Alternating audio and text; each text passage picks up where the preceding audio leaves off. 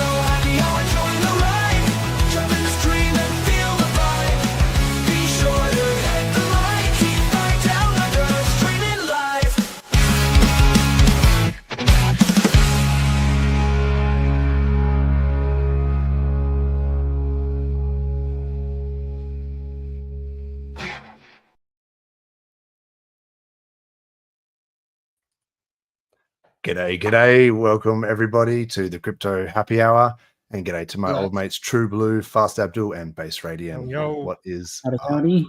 What's going on, guys? Mate, I'm stoked. I'm super happy. BTC 120k, haters in disbelief. Ethereum is 3,650. Hex is up 20% for the day. Let's go. For sure. Pretty excited about the Ethereum moves. Pretty good. It's what we've all been waiting for. So here we are. Yeah, it's crazy, man. It's I mean, I'm going to bring up some charts. I've also got a few things I want to say about the ETH BTC ratio, that sort of stuff. It's finally coming out of its coma. But the BTC, I mean, a lot of people calling tops. This diagonal resistance, it just busted on straight through it. 120k. Some people never thought you'd see it, but yeah, I think we're still on track for a end of year party. Big time. Sounds good. Yeah, it's amazing. Like, I think even last week, there was like peak FUD. There's peak FUD equals peak opportunity. Don't get me wrong, but still, it's a little depressing when you're seeing like whales just clipping out hundreds of millions of hex just daily. Dev Kyle was dumping during the week. It's a little disheartening. Yeah, what's going on, Kyle? Like, I'm sure there's some South Park jokes we can make there, but I actually like Dev Kyle. Yeah, he's really cool. He's really cool. Yeah, he's really cool. He's a nice guy. So, but he rotated into ETH. Excuse me. So he's probably caught that pump. So good on him. And I think that was always, a play that was on the cards. I certainly considered it, but I'm too much of a cult member. Just buying the dips, and I'm waiting for ETH to do its thing in the hope that those SAC wallets might rotate into our ecosystem. So yeah, the treasury is looking good. This is the treasury tracker here. The total value 606 million, 166.4 thousand ETH, and the break-even price here 3,773. So shout out to Gerardo for this art. This is pretty sick. Oh no, actually, this one is Poseidon, because this has got the live data. The look into RH is also cool. I think that's Gerardo's one. Yeah. That's one. But this one is a little inaccurate because some of the ETH has already been rotated in. So for haters who don't think that that this money does get rotated, it fully was like the end or the start of last year, and I think some other time recently. It's funny how little of it was rotated in now. Like it's 166,000 or whatever now. There was 171. Like there's a lot to go if it was all 5,000. coming in. Yeah, it's 5,000 ETH. It looks like. Very minor. And so the interesting thing about this is if the cost basis is 37.73, like roughly, because I just did some back of the envelope calculations in the green room, every $100 above this cost basis, like in ETH dollar terms, it's about $16 million for the treasury. So, those aren't small 3,800, amounts. 3,900, 4,000, 4,100, all the way up to maybe 8K. Because I'm sort of thinking ETH might hit about 8K this cycle. What do you guys think? What are your sort of ETH targets for the end of this cycle? Let's go. I think 8K sounds pretty reasonable. I think that's like achievable. I'm just going with the mass on this one. Yeah. Oh, well, a lot of people say 10K. Like it's just like a round easy number, just 10K ETH. So I always think like that's always good when people just have this like round number in their head, and because it'll probably undershoot that. You know what I mean? Like if everyone just says BTC to 200 grand, and it's like, yeah, wicked, and then it's like 200 grand, everybody. I won't sell meaning it. 150 grand. I'm selling at 150. Yeah, they just sell just under that because they're like, yeah, let's go 200K. I'm gonna sell at 185,000. Don't tell anyone. Yeah, that's right. Yeah. The ETH, the only number I care about is anything higher than 6,000, because 6,000 is the number where that sack bag has $1 billion in it. Whoa, $1 billion. Yeah. That's some walking even around. Billy it around. It's a little more. It's like 6,175 or something, but like that's when you don't need pockets when you got that kind of crypto. You just... but yeah, I want there to be $1 billion in there, and then I want to see what happens with the $1 billion. Seems interesting. Yeah, just a single green candle, just ruin everything. Just ruin everything, just to the moon. Just destroy it. Man. What do you think, True Blue? It would probably work. It's enough connected. Yeah. Yeah. What did you think, True Blue? ETH target? What I reckon 8 is a pretty fair target. I think going past 10 is is asking a bit. But 8 I reckon is a pretty comfortable sort of measure. Not that we're giving financial advice or anything, but around that 8K is, I reckon we could expect that. What was the previous top? Nearly 5K. It was like, okay. I can pull up the charts, but yeah, right. I've been rethinking, sort of my own thoughts on the BTC top.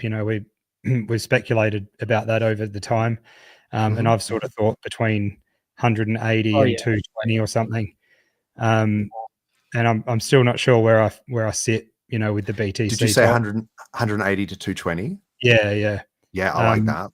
And I thought that it would take a lot to break the 200, like a lot, and it's probably unlikely, but then you hear people saying 250 easy, which I just don't think it's got enough steam. There's going to be a lot of people said that. Yeah. I like that you said that, because it is a psychological level, right? Like I think everyone just kind of said, yeah, we can get 100K BTC, no worries.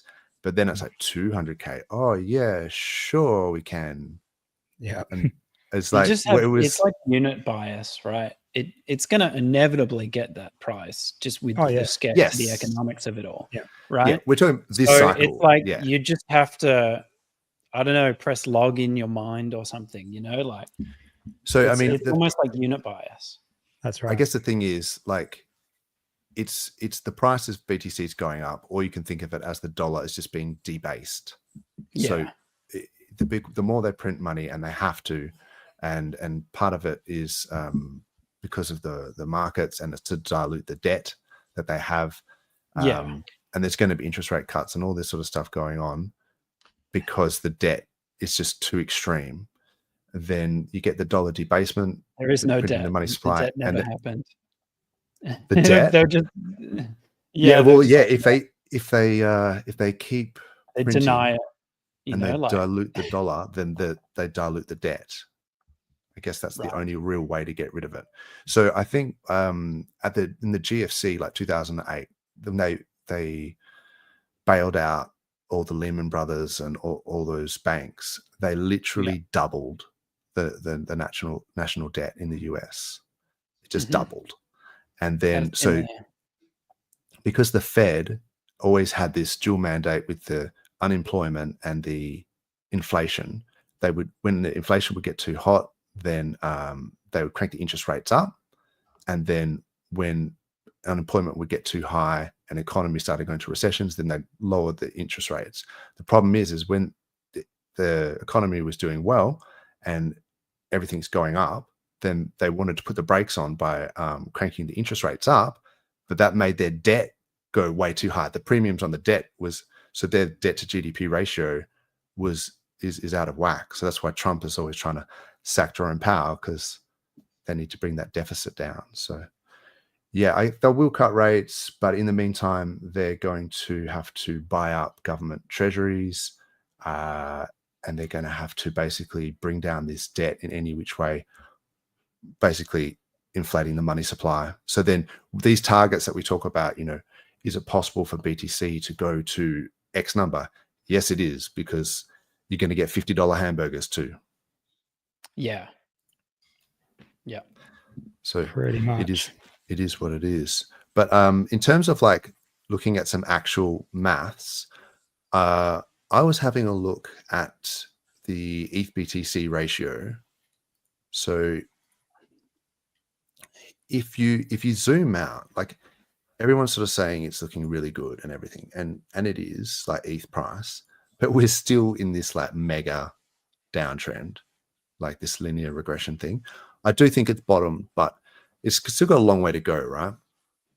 So one thing I noticed is that if you're just looking at pure ratios like ETH BTC, previous ETH BTC ratio tops was around about 0.156, call it 0.16, and then the bottom was around about 0.016.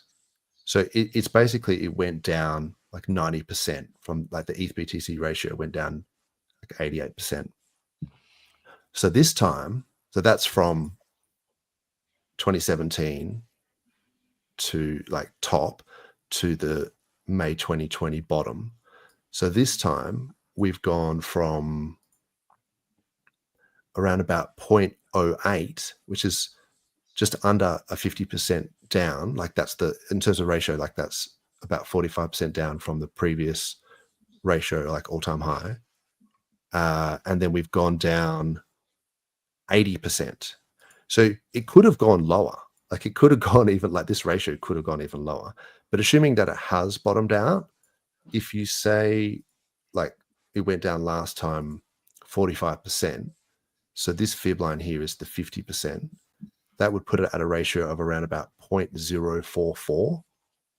So then if that is like a target for an ETH to BTC ratio, and then you sort of go 0.044 times, say you go 185K for Bitcoin, that puts at around about 8K ETH. And so it depends on your your BTC target. But if the ratio is the same, then yeah, it's about 8K. So then I guess if you look at if you look at BTC, BTC dominance has dropped.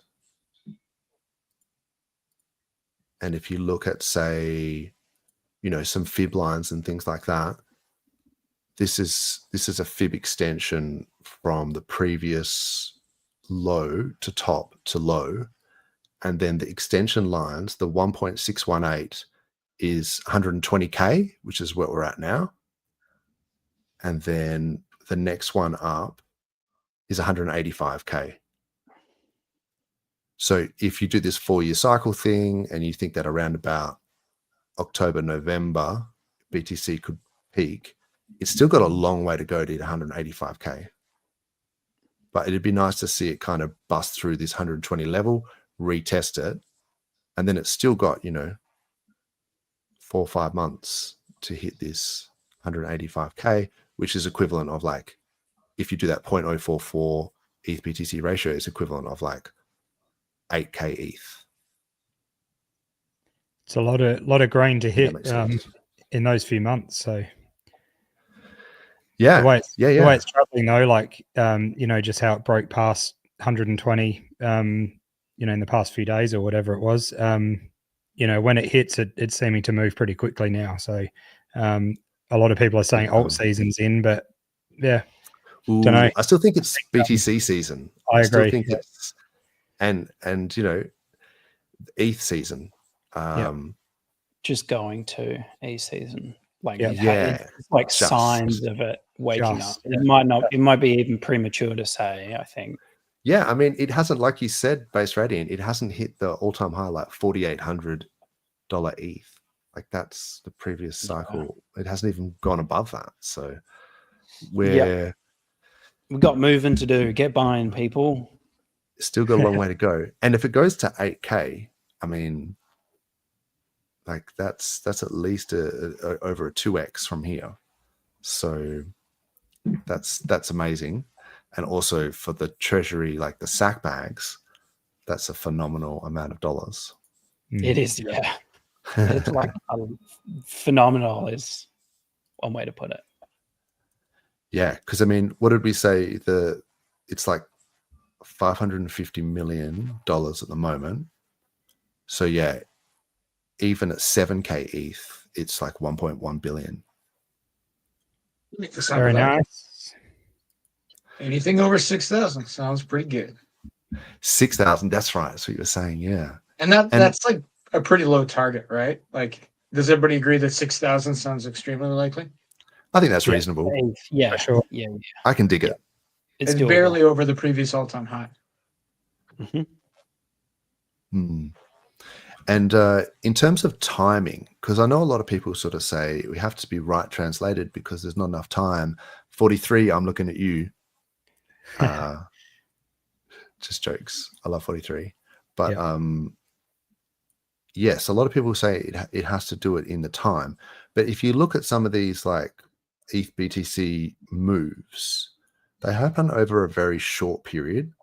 So say, for example, this move here is like a 170, 180% move. Happens in like 50 days.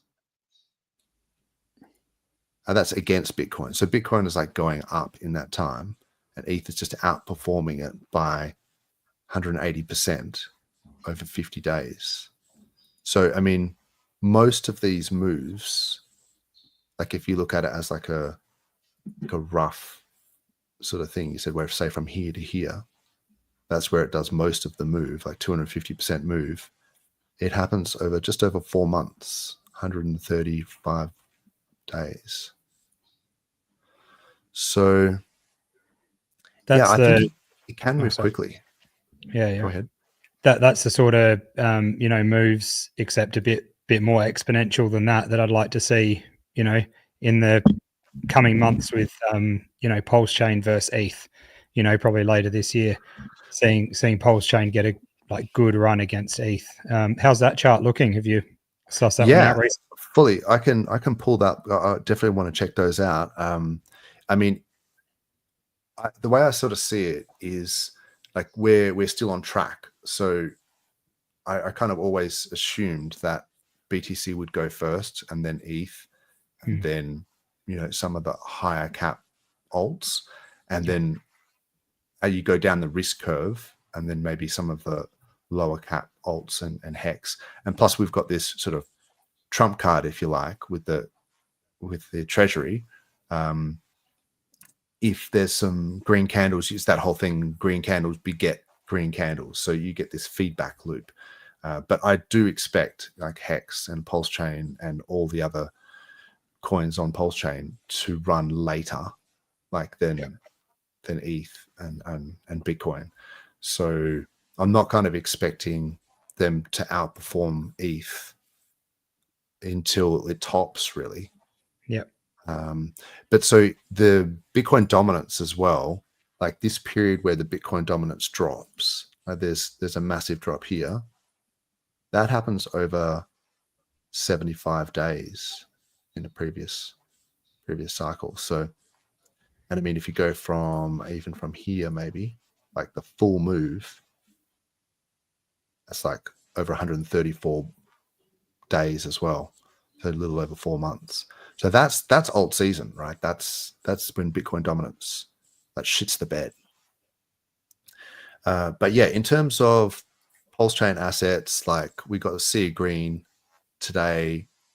Hex 22% up for the day. Let's go. Nice. And so you were asking True Blue about the ETH Pulse ratio. That's the one. Yep. So if I price it in Pulse and invert the pair, and we look at it in terms of Pulse ETH, now keep in mind, I think these ratios are fully manipulated. Like I feel like we were going down against ETH for ages. We were going sideways against ETH. And then we're still in the downtrend now against ETH. Like ETH is pumping. So yeah, I don't think we're going to outperform ETH like anytime soon, which is maybe why like Dev Carl and the guys rotated into ETH. Like they're less emotional about their bags, and we're like, you know what? I think ETH is going to outperform in the short term. Yeah. But it's kind of like, ETH might do a 2x, right? Meaning But they might rotate back though, right? Yeah, exactly. There will be a Opposite turning problem. point. Up as well. So Yeah, you could it's a play. Yeah, it's just a trade. I mean, I talked about the Hex PLSX ratio in a previous stream. So if you price Hex in terms of PLSX, I think I had this inverted, so it was like PLSX Hex.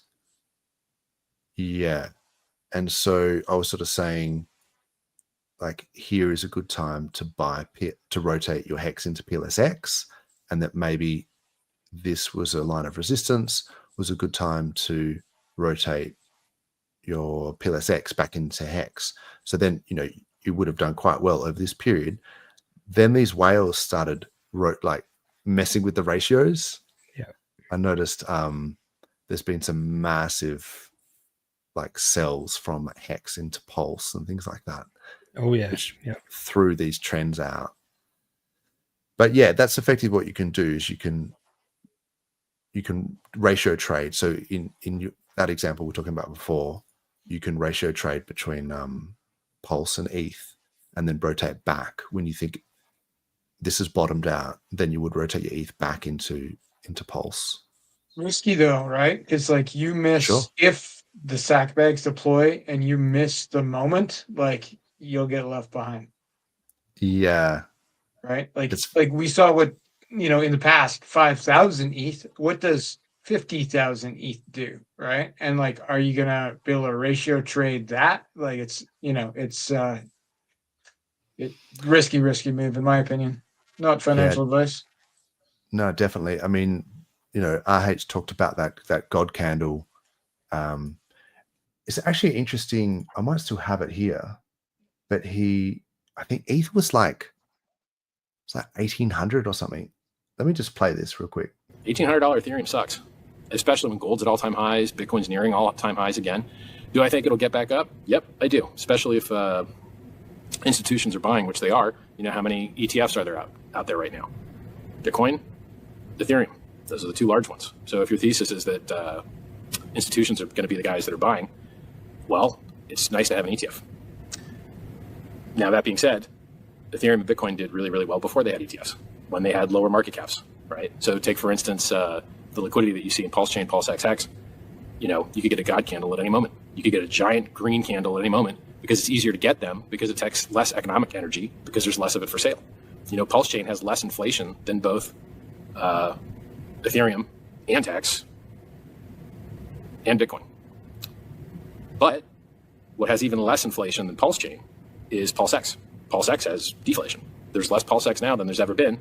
And for the rest of time, there will always be less PulseX than there's ever been, because it only burns and it can never inflate. Yeah, so he mentioned a couple of things there. One, ETH was $1,800 at that time, and he thought it would go up from there. It's literally done a 2x from there. Today it's 3,600. So he was not wrong.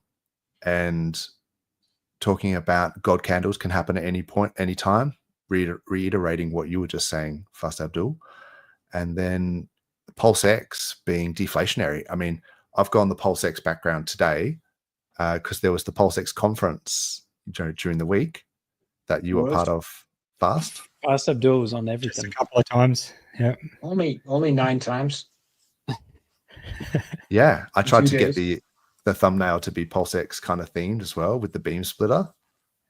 So that was kind of cool. But yeah, PulseX, like, let's go. Why not? But yeah, interesting to sort of see, you know, these, like you say, these God candles can happen at any time. ETH did a 2x from 1,800, you know, in a relatively short amount of time. It might do another 2x to 7K by the end of the year. But are we in it for 2x's? Is that going to give you, is that going to retire your bloodline? Like, is that life-changing generational wealth? Like that's the thing. So some of these coins have already gone up. And, you know, that's awesome that, you know, XRP, some of these other guys have done really well. That's great for them. But you can't go around chasing green candles. You pretty much have to just wait for your turn and hope your investment thesis is correct. And it either is or it isn't. Like, you're either going to be working till you're old, which is like a given, nothing you can do, or it will like literally just retire you.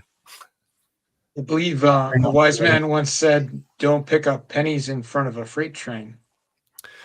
Yes, that's definitely, you know, so if you're risking like your stack in one of these, you know, middleman, either a centralized exchange, which could go down at any time, or some custodial thing, you might be getting 20% on it. But if you can never get your coins back, then you've lost everything. So yeah, you have to have custody, like in the sense that there isn't a middleman, you know, accessing or have access to your coins. I also think there's, you know, something so good about, I see some jokes in the chat from Fast Abdul about the fork for PulseChain. You know how, you know, it was going to be the world's biggest airdrop and whatnot, but really it just got all of us and people that, you know, were following Richard to send their coins off of exchanges and hopefully put them in, you know, in their proper DeFi wallets. And in some ways that could have saved people already from losing funds. It could save them in the future. But there's even been things with me where it's like, I've put stuff into these wallets and then forgotten about them. And how good's that? Because then when you find it, it's pretty exciting stuff and you haven't touched it. You know, you haven't done anything with it. So, and usually, as they say, that's probably the best thing you can do with crypto in many ways is just hold it. So how was that? 80, anyways. Yeah.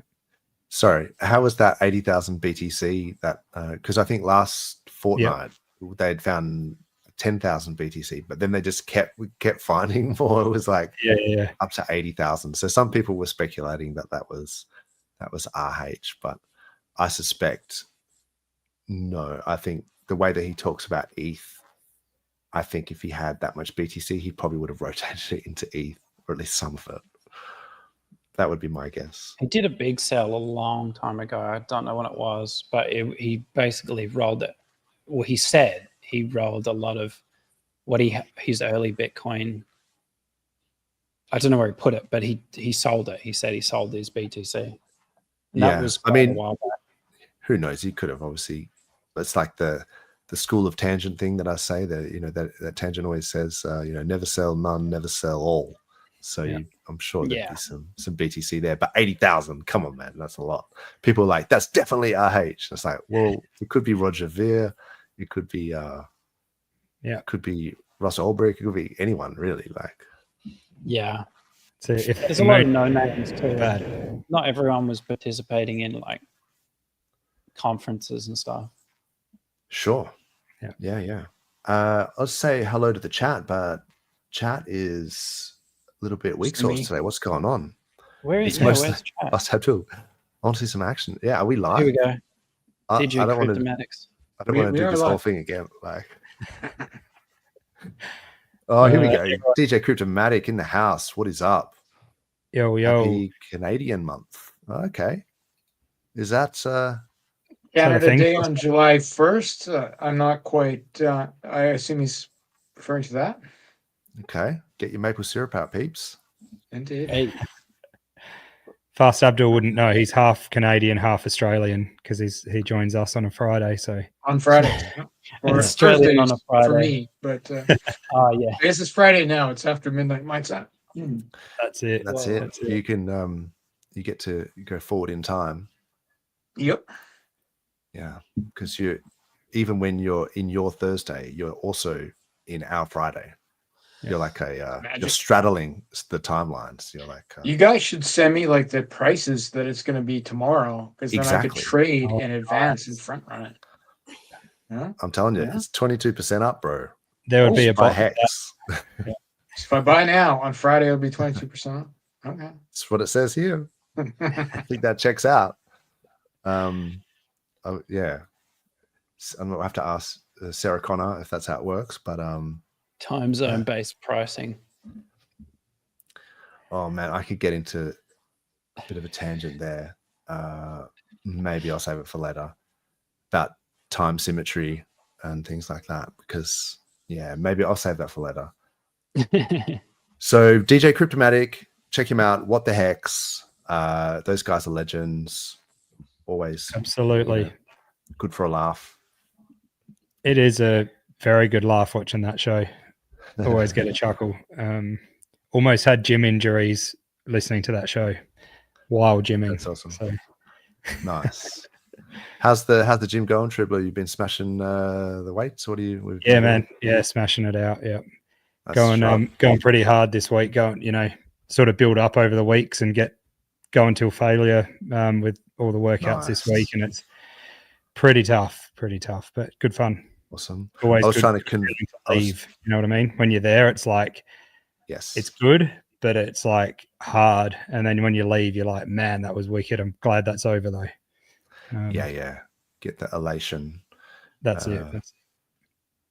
I was trying to convince Fast Abdul to lift some heavy weights last episode. I was encouraging. I was just saying, look, it's good for testosterone. It's good for longevity, bone density, all sorts of things. So I definitely encourage people. Be so good for your ability. Yeah. Like if my goal is to get better at jiu-jitsu, I have a hard time reconciling, like, the best thing you can do to get better at jiu-jitsu is more jiu-jitsu, right?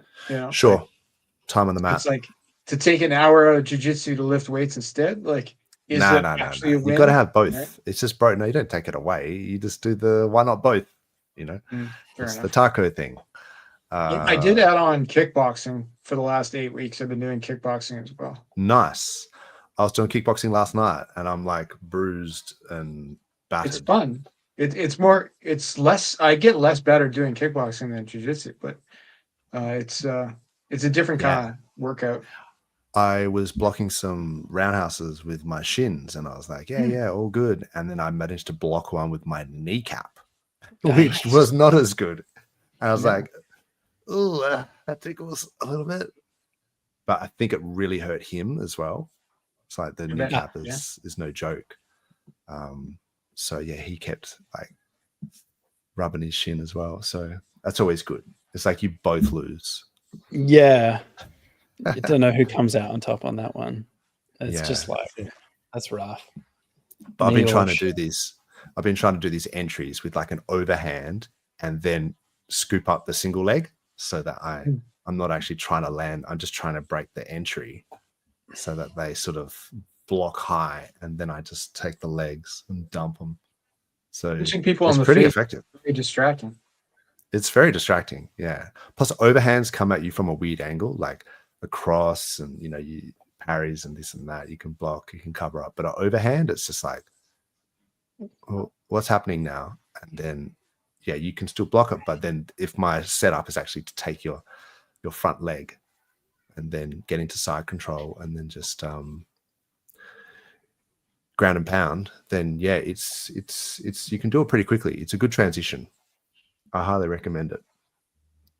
Yeah, it's good. So, I'm doing the exact opposite to Fast Abdul. I'm doing all gym and no jiu-jitsu or no martial arts. So, but I can imagine if you got to get into it, bro. You got to get into a little bit of Krav Maga or something. My kids do You'll it. probably be better at the gym than me. Like you're good at what you do, so you'll be better at lifting weights than I am. I assure you. That's right. My kids do martial arts, and I should join in, but I can't always be there. But then when I am there, they're the senseis where we go, they're looking at me like, "What's your excuse? Like, why aren't you get in here, bro? Like, hold some pads. Like, what are you doing?" Yeah, that's right. But I could imagine the gymming thing. If you're doing, like really stretching out when you're doing your weights, that would really help with your mobility when you're doing, martial arts. Because if you're in a compromised position where you're like, stretch back with your arms or something, you have sort of more power from early on in that struggling position. I could imagine it would help. It's a hard one because BJJ almost relies on putting you in positions where you have poor leverage, so that you're working against the joints and the muscles. So you're trying to take away the person's strengths and the way that the joint works. So you're putting them in positions where they, even though they can be stronger, but they're not strong in that position. Yeah. So, but it does help with just grappling. Like if you're both grabbing each other's arms, or maybe if you're using a gi, grabbing each other's sleeves and collars, like lapels. I mean, I do no gi, so it's normally just grabbing each other's arms. But like if you've got good grip strength and just general strength, grabbing someone's arms and being able to physically control them on the ground, it stops them from doing their setups, like because they're trying to set you up with leg triangles, arm bars, whatever it is. And then but it's hard if you're like pinning them. But then of course you can't do that for too long, because then they'll just use that against you, as well. I like the flexibility is still pretty important though, right? Like I've fought guys who are like roid monkeys, and like they don't have the flexibility. They tap early because their arms only move so far, right? Like they're not. Yeah, that's right. Oh yeah. The T-Rex arms. The T-Rex, yeah. And that's the thing, though. A lot of that has to do with do this one. Bad Yeah. You're set. Yeah. Yeah, I can do it on one side where I can touch both, but on this side, it's like. I think everyone. Yeah, I think everyone can do it like well on one side, but the other side is not. There must be some activities doing with one arm. That like I saw this it was like a documentary. I didn't watch the documentary, but they just cut it for a meme, and it's like some ancient Neanderthal, and they're like one arm's bigger than the other, and it just says no one's safe. That's good. I like OB Spark Driver's comment. He said he doesn't think he'd like kickboxing, but he'd probably be good at holding pads. Holding pads is scary. Yeah, it can be. If someone's like roundhousing and you just like, here, hold this pad while they just do some roundhouses. It's like, I saw a guy get his nose Hold broken last weekend holding the pads. He was holding it wrong, of course, but they were yes. practicing knees, and he was holding it too close to his face, like, or too far out, and it, like he broke Smacked his him nose. with with his own- I've Ow. actually done that. I've done that, but I smacked myself in the side of the head because He I was, was like, like dead holding the on. pads Oof. and it went bang from a knee. Yeah, Rough. I've done that. I cut the side of my head with my own Good knuckle times. because I was like holding the pad at the knee and just went bang. Yeah, that sucks. I mean, roundhouses are no joke as well. Like, use a lot of power. Ow. You're holding like you're doing, I don't know, a drill for 3 minutes or something where someone's just roundhousing the shit out of you, and you're holding this pad. After a while, you're like, damn. Yeah. If they're doing it full force, it's pretty scary. Yeah. But you can't And sometimes- daydream, right? You can't be like, I'm just doing this, like, no. No, you got to prep and like lean Yeah, into it. Yeah, it's no joke. So Chuck Norris is the GOAT.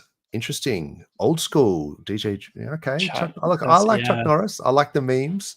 And he certainly He was like pre-internet meme, or kind of. He was like 80s, right? yeah, true. It was like text-based memes, like Yeah.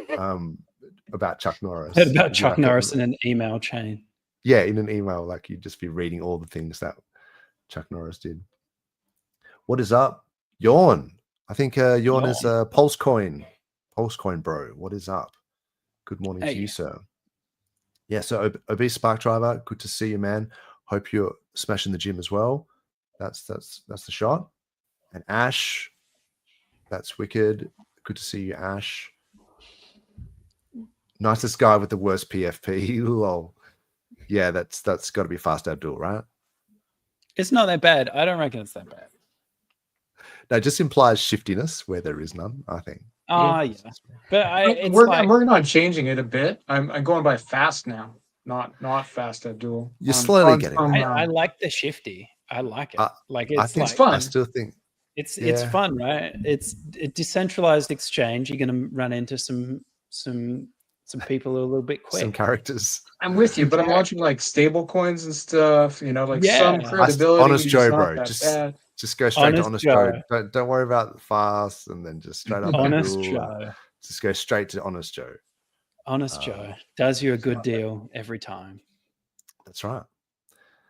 Who else? So, yes, holding pads. Is that it? That's the only chat. Yeah. What is going on? People are busy. Whole People are doing stuff. We've got 235 live viewers. Most of them are on. Most of them are bots from Fast Abdul's Twitter. But there is at least 18 live viewers. We got Doc on Lover. YouTube. So that's cool. Yeah, Everyone Doc must be Lover. PulseX conferenced out. We got Taurus. Yes. Let us know if you're in the. Here we go. Taurus Table Talk. HEXican had some funny ones. The world's most interesting man. Yes. That's right. Is that the guy who's like, I don't always make crypto calls, but when I do, they're all-time highs. And yeah, that guy's pretty cool. There's been a lot happening in crypto land. I think we should look at these green percentages just one more time. Hex 23, 24% now. So I'm telling you, in the future, Fast Abdul, people like Hex. And so I guess one thing I was going to say is, I'm not sure if this is the best chart to look at, but there has been some massive dumping of Hex by some big whales. But the thing that has been really comforting for me is you see these wicks. This has just been bored up. Yeah. Like, when have you ever seen just wicks like this to just getting eaten up? Now, you could speculate as to who's doing the buying up, because it has almost seemed like either bots or, you know, I think Fast Bill, you're talking about some very clever V3 concentrated liquidity for the buy side. Mm-hmm. So part of the speculation is, you know, why did this wallet that was selling, you know, billions of Pulse and hundreds of millions of Hex bother bridging it out into low liquidity on the Ethereum side? Because you get better order execution on the PulseChain side. Yeah. Maybe one of the things is that, you know, you've got the Uniswap V3, that it really does enable you to buy up these positions without hurting the chart. Because if you think about it, like, I mean, maybe there is V3 stuff on PulseChain as well. I know 9mm and this and that, but there certainly isn't on PulseX. And, you know, RH or whoever may not trust some of the other V3 protocols on PulseChain, but in terms of, they're not on PulseX. So, but they are on Uniswap.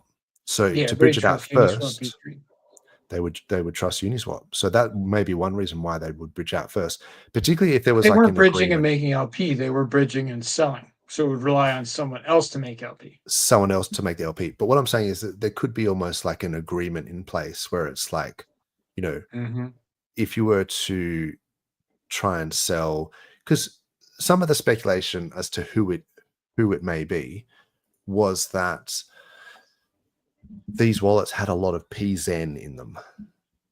So Conrad, you could suspect who you may think that might be. And, you know, Conrad's quite old, like maybe he just needed the money for whatever reason. So not saying it was him, but maybe someone related to him or whoever. But if they really didn't want to hurt the ecosystem and they sort of said, look, I need this for whatever reason, I'm going to be selling millions of dollars, well, I mean, millions of dollars clipping out into what is effectively low liquidity. It's going to destroy the charts, like absolutely crater them. But you'll see the price hasn't even gone down. It's gone up. Like, if you look over the last, excuse me, if you look over, say, from, this is over the last 26 days, we're actually up 25%. So the hex price was 0046, right? So this would have been a nice bit of support here.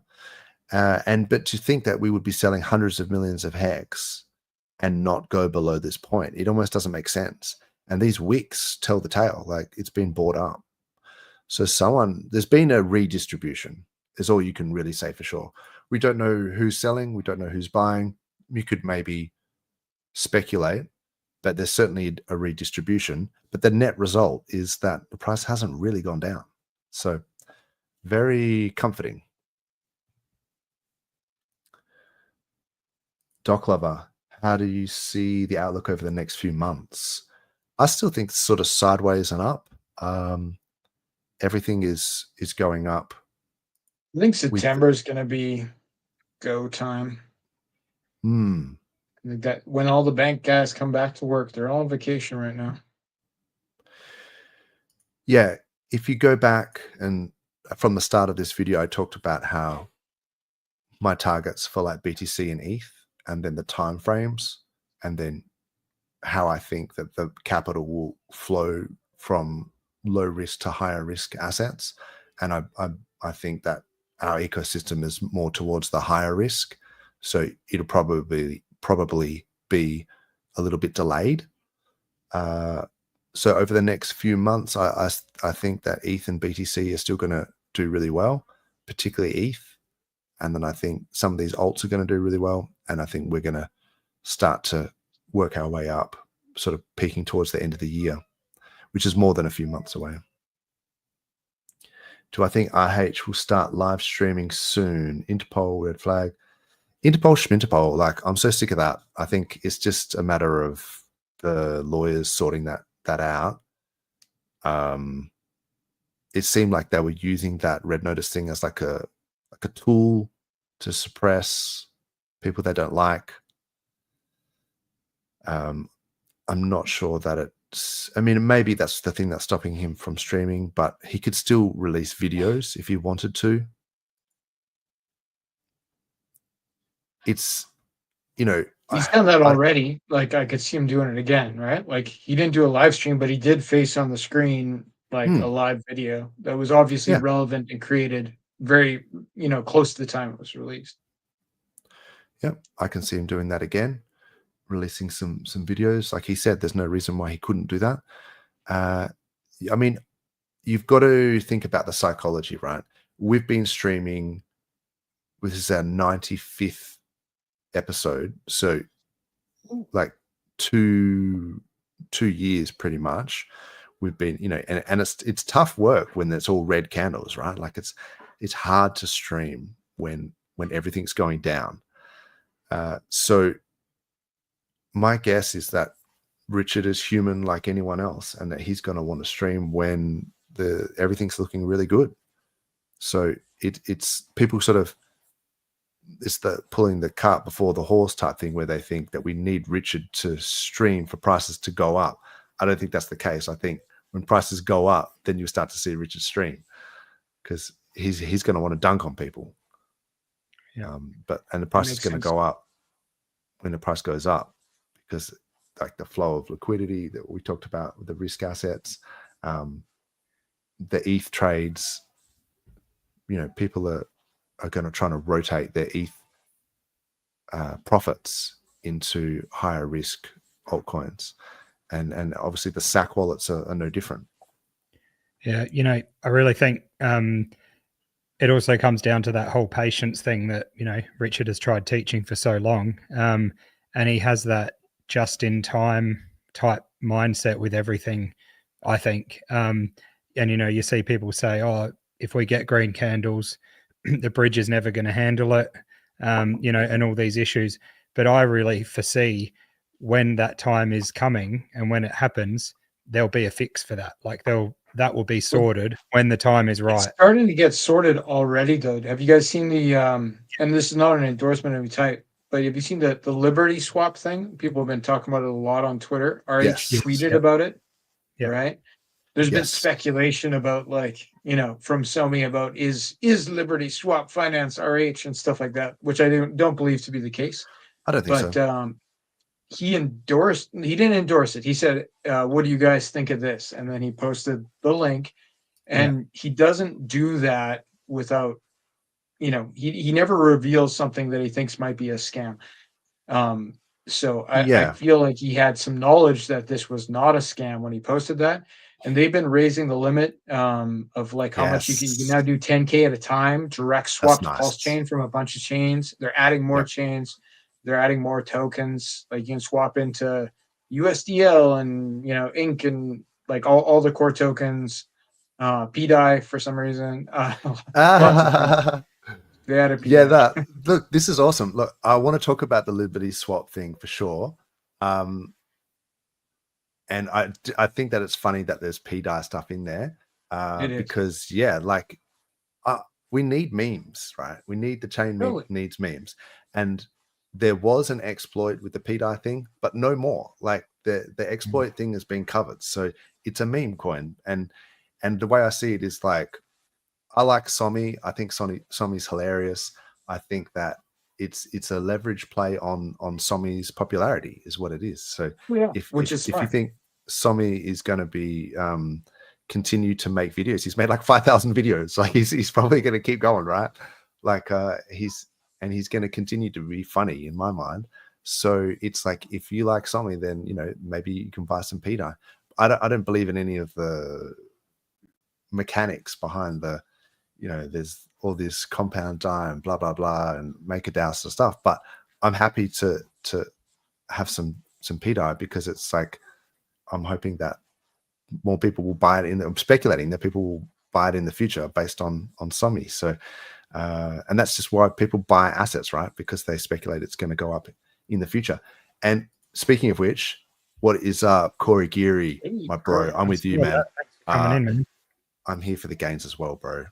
Don't let Indeed. anyone tell you different. So yeah, like that's all it is. You're just speculating that someone else is going to price something higher in the future. And so what was this other one here? Get some mentions on altcoins in general. We'll start sustainable pumps. I think there'll just be like pockets. Like there's too many altcoins out there for them all to just go up anymore. There used to be a lot less altcoins. Now it's like you're going to have AI coins go up. You're going to have meme coins go up. You know, I mean, you could argue that everything's a meme, but there's going to be GameFi is going to have its day in the sun. Like they're going to take turns and people are going to rotate.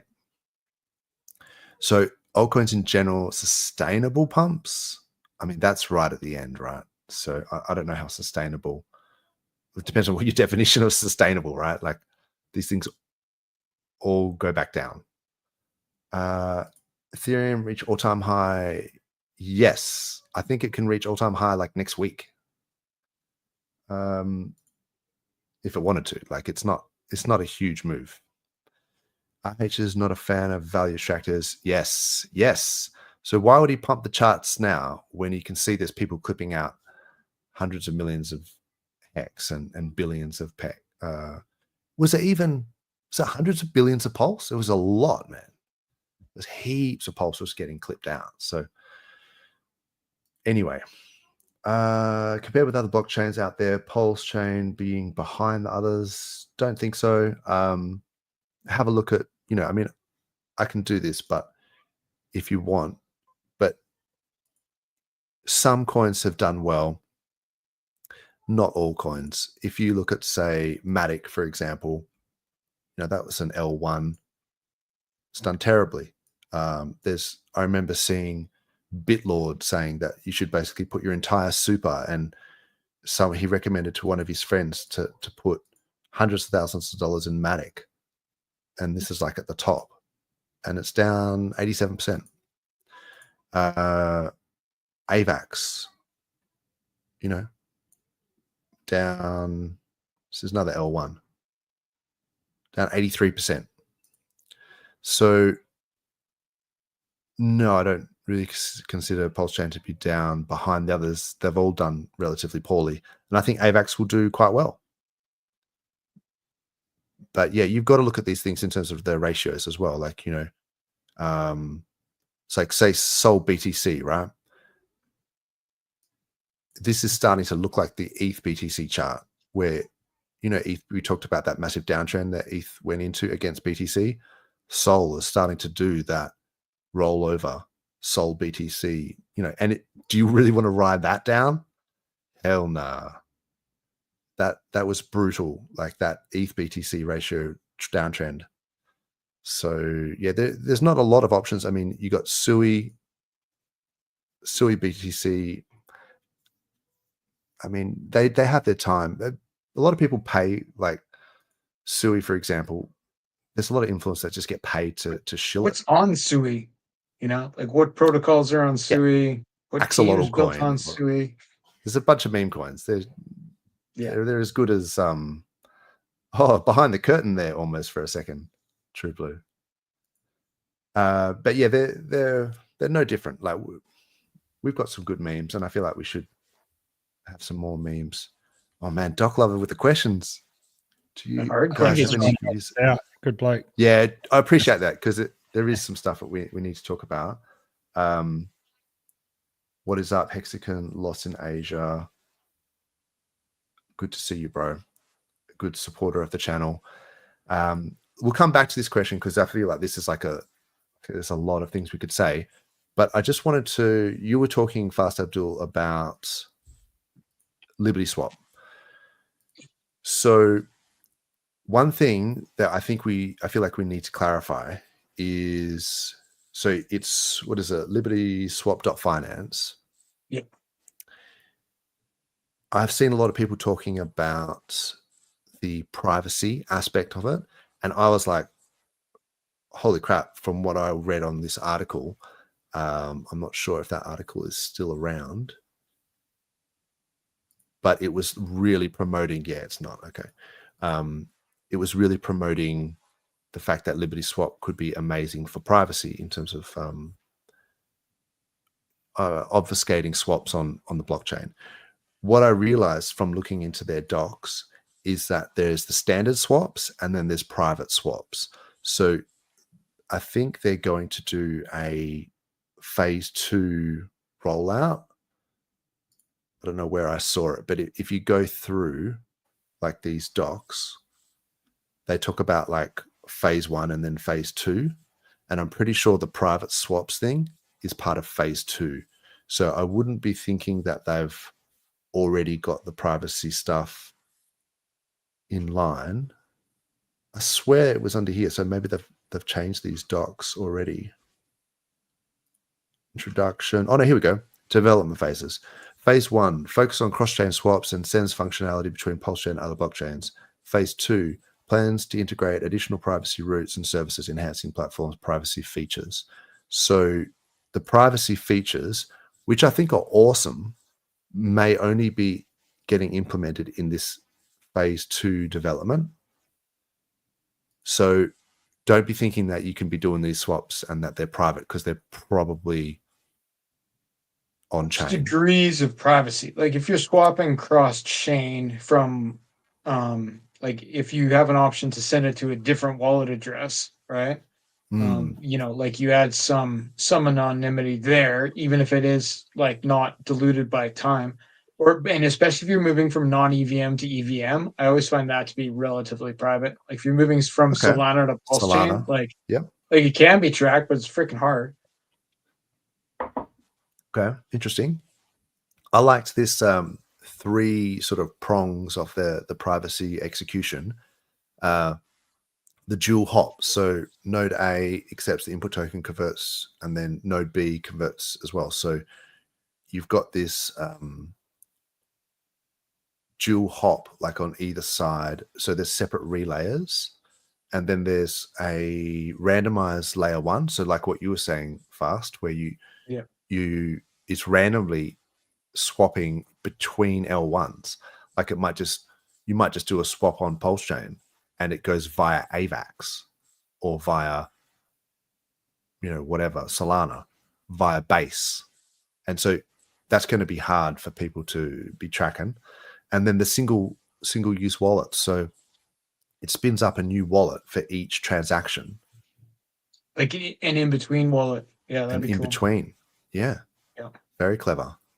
Why not? It's still not as private as like the, tornado swap thing or tornado cash.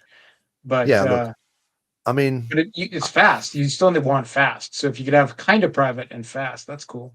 Kind of private's fine.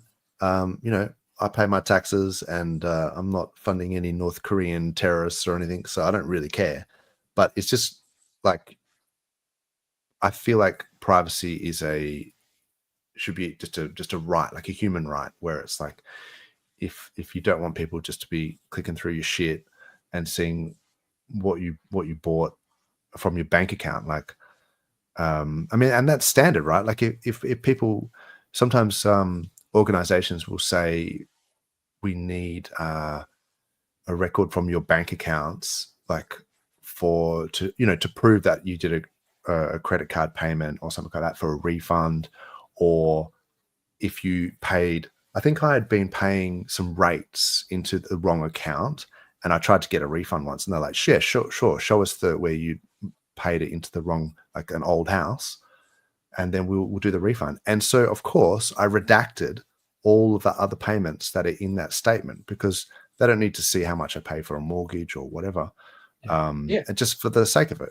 So that's just like standard practice, where you don't want to show everyone what you bought from Coles or whatever. even though it's nothing exciting. It's just you just don't want to. There's no I'm need to. assuming now you're buying scandalous things that you want to hide from the bank. Yeah, like groceries, yeah, like nappies and stuff. Like, Yeah. it's pretty exciting stuff. But it's just natural that you don't want people to be tracking stuff. So I think privacy is a good thing, and I think if they can implement this with phase 2, like Liberty Swap, then that's awesome. And I think it's funny that they are doing the whole. They keep mentioning PDI, and because it's like, you can swap USDC from Base or Yeah. Arbitrum or BSC, and then just swap it straight onto PulseChain. But you can buy USDC on PulseChain or Pulse or PulseX or Hex or PDI or Rat BTC or OG Bear. So it's like they've given a few, Yeah, some of cheeky those options are endorsements there. like kind of weird. We need meme Or coins, like man. low liquidity options, like buying like swapping into Hedron, which I approve of. That Hedron. works for my purposes, but like there's not very much liquidity there. It's going to be hard. Com, yeah. Right. Yeah. Com's actually done a bit of a pump lately. Yeah, but there's only like $5,000 worth of liquidity or something, like you say. It's just so yeah, look, I like that they've raised the rates on this, I think, to 10K as well, because that was one of the things that kind of annoyed me with some of these things, where it's like, oh, there's this amazing, privacy swap you can do, and you can go from BSC to PulseChain or this and that, and it's like $1,000. Yeah. Okay, well, that's great, but it's not going to help everyone. Like, What if these guys raise the limit to like $100,000 per transaction? well, even $10,000 is like, yeah, but ideally, yeah, raise it to $100,000. That'd be awesome. Yeah. But $10,000 is still doable. Like, if there were whales that wanted to ape in the hundreds of K, that, yeah, it would take them, 20 separate transactions, but it's doable. But $1,000 limits is just wasting everyone's time. No one's sitting there and doing 200 swaps or whatever if it's into low liquidity, like, except for maybe Conrad. That was cheap Conrad's shot. old. Sorry. Conrad may make mistakes sometimes. It's probably not him. I shouldn't say that. It's probably just someone that likes PZen. Could have been anyone, right? What is up, Cabana, bro? The OG happy hour host. Indeed. Thanks for joining us, bro. Scandalous things are fun, but often, yeah, a waste of money. They can be, but still, fun is fun. We're all getting girlfriends in Q2, maybe Q4. My wife is gonna hate No, that. my wife. No, your wife's getting a girlfriend in Q4. Oh, okay. Yeah, cool. That's right. That's right. Can do that. But no girlfriends for you, bro. You if you're married. Dingo Wolf, what is up?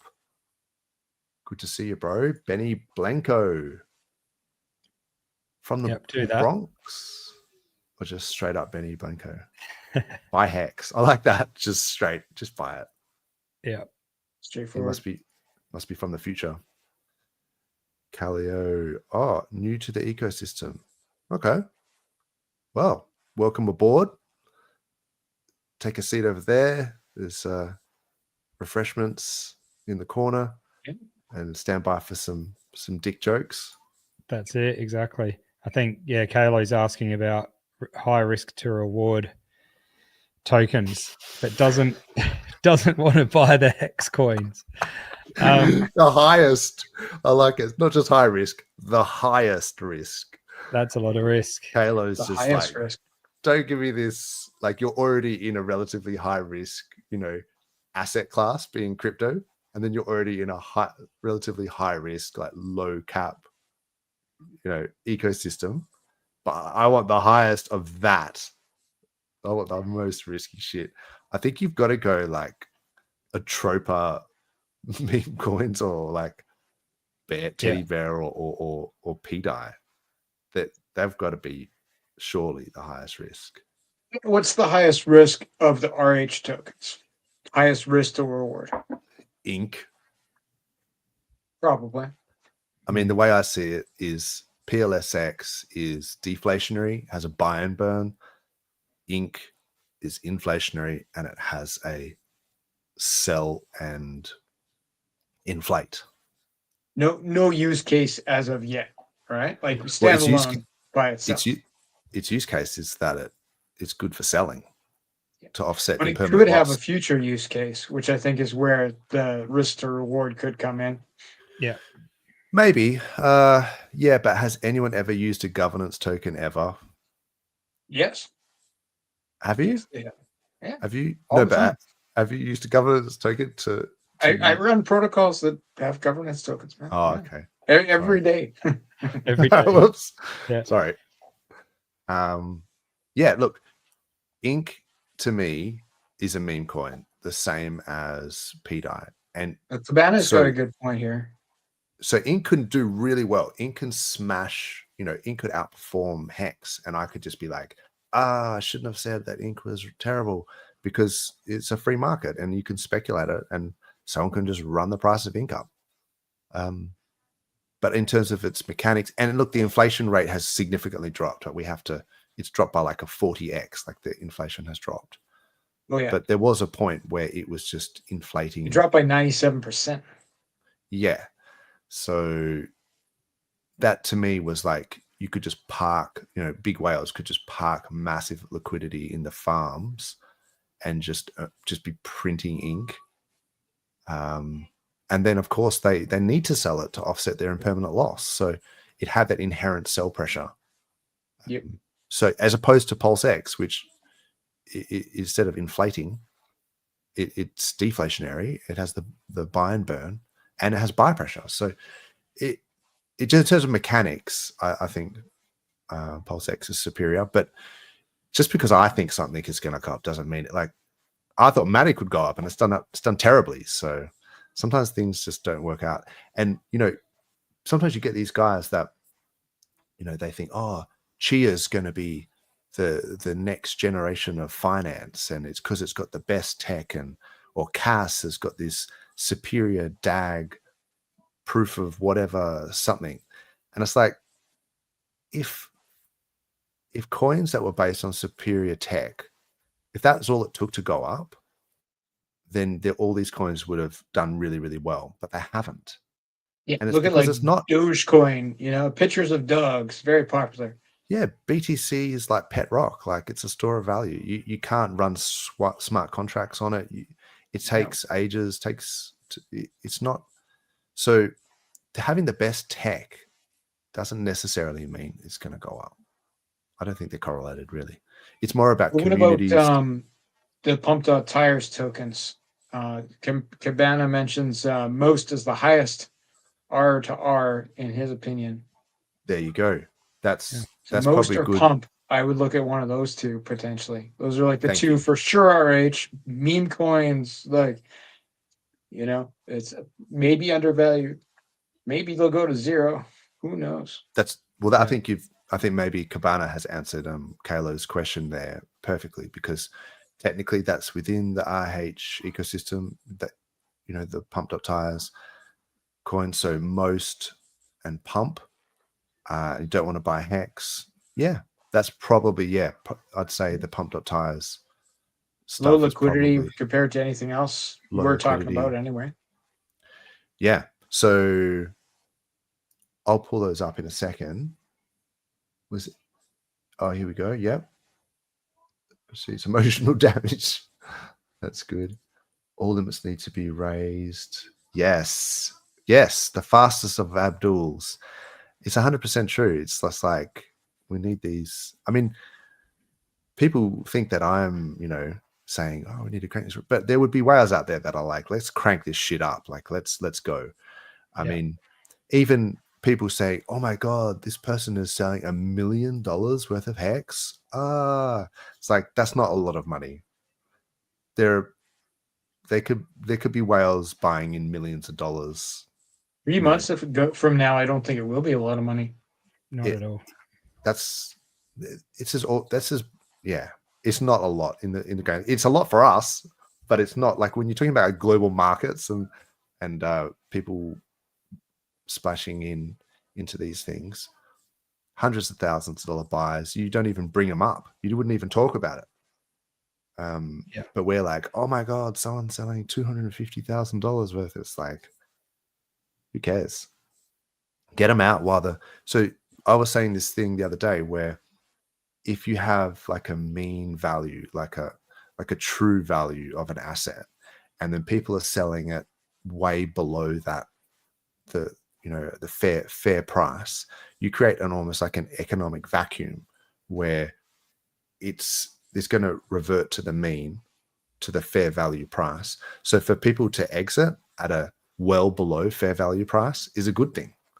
It just creates that sort of slingshot, and that's how you make money. Like you can either have this greater fool thing where people just continually buy tops, or you can have someone that sells a bottom, and either way you're inherently creating a economic energy, an economic spring in the system. Are we now in a general bull run? Doesn't feel so. I think that's too simplistic. I think a lot of things in life people try and make black or white. They try and say something is good or bad, bull run, bear run. It's like different assets, different pockets, that you have uptrends and downtrends, and you've got to look at each one individually against which, like as a ratio against which asset. Are we talking about against dollars, or are we talking about against Bitcoin? Yeah. I mean, there we go again, generalizing it, but you can see the majority of financial markets are on the up at the moment. So, I guess in some ways, yes, you would say we are. But I mean, look at the S&P 500, right? It's making new all-time highs. So if you go...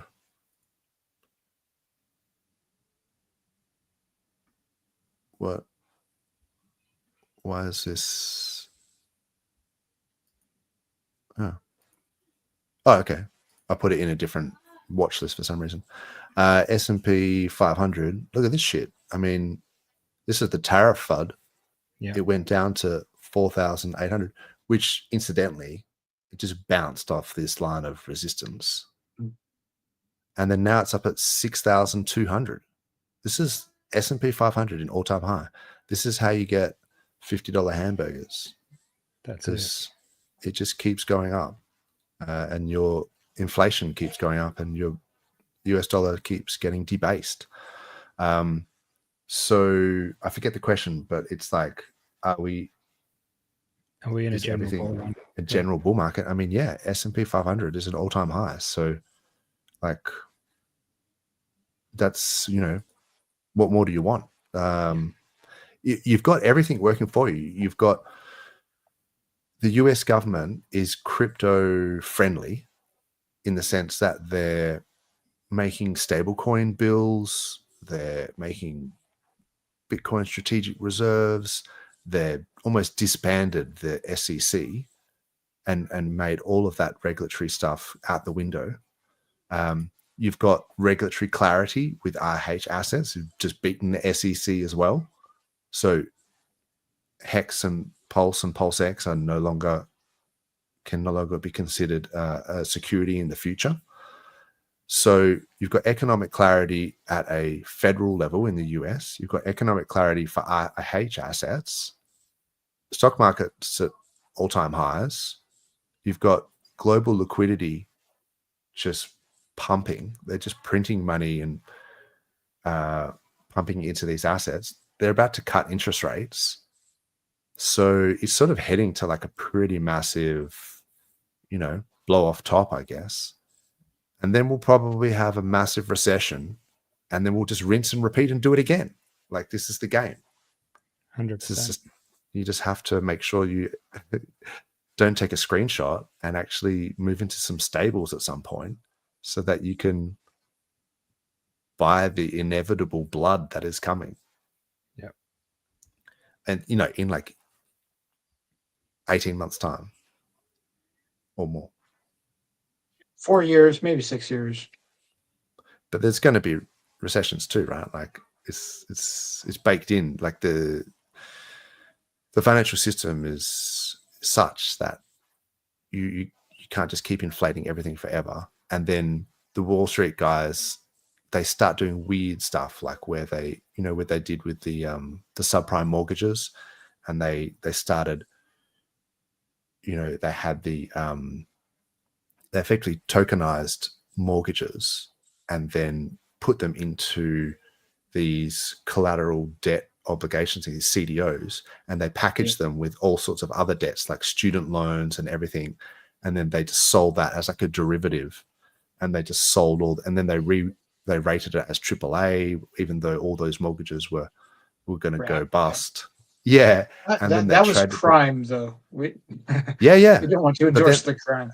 No, but I'm just saying, like, it's like human nature that somewhere at some point people are going to go too far, and they're going to start making random derivatives and start packaging things into some sort of way that confuses people into thinking that it's low risk when it's actually high risk. And then eventually it goes bust, and maybe they won't be able to just bail out the banks like they did last time. And because it doubled their national debt, they can't afford to do that. They just, maybe this time the banks like won't be too big to fail. They will just actually fail. So yeah, look, it's possible. But right now, S&P 500 all-time highs. So let's just keep it going. That's it. Make the most of it.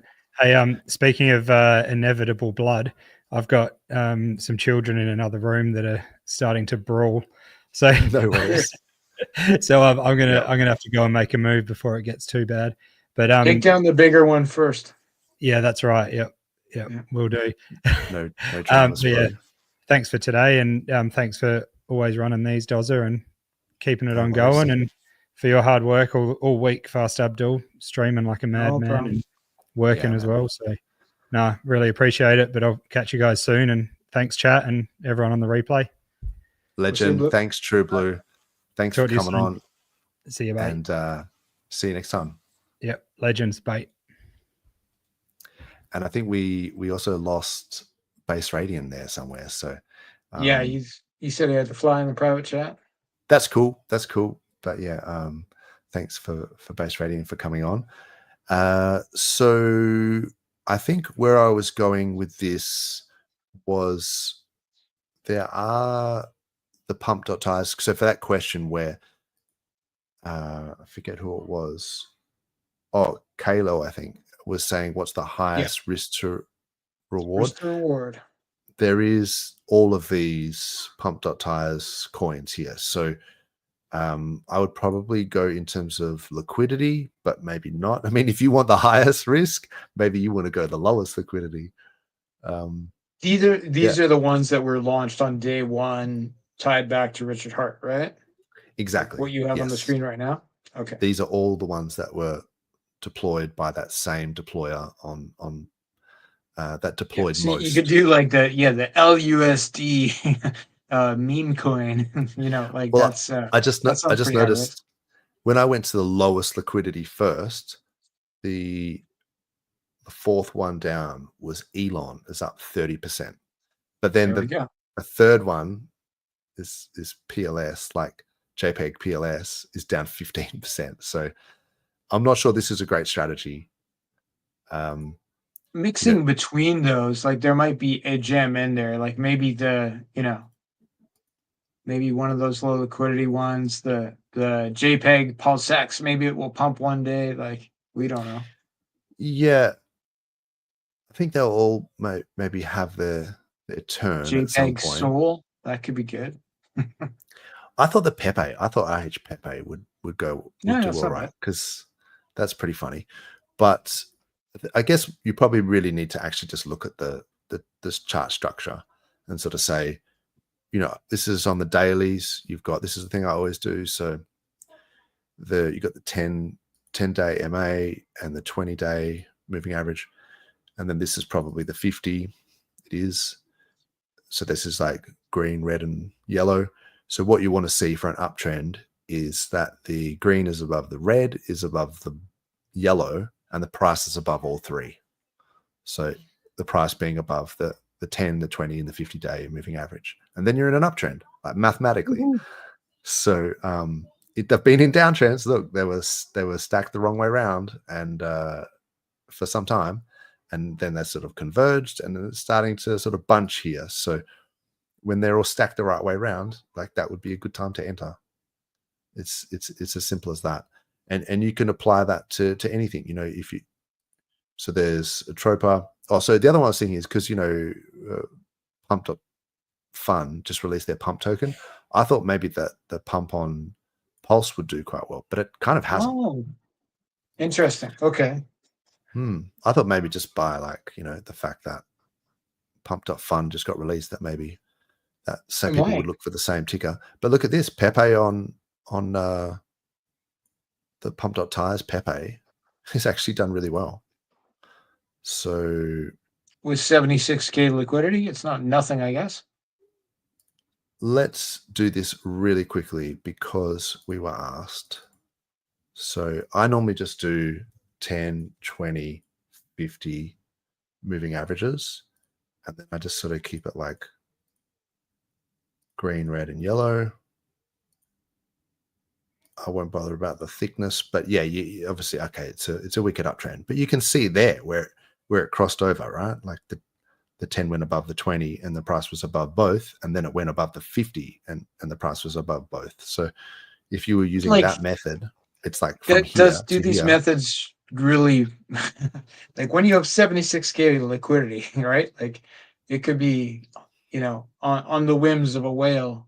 Yes. Much more than if there is, you know, $1 million in liquidity. Yes, 100%. But you know, if you're going to have a strategy, it may as well be a mathematical one where you're sort of saying like the last 10 days were better than the previous 10 days, or the last 20 days were better than the previous 20 days. So you're sort of saying, yeah, like the moving average. But yeah, I get what you're saying. There's only 38 grand each side. So this could easily change with the whims of the whales. And look, if you had to as well, because I'm just being honest here, there's a wicked resistance here at so it's at 0008 0036. It'll probably get rejected off that. I mean, maybe even some of these other ones. So yeah, enter them at your own risk. But you said you wanted a high risk, that person. So Kalo, of course, we talked about other ones, like there's a Tropa.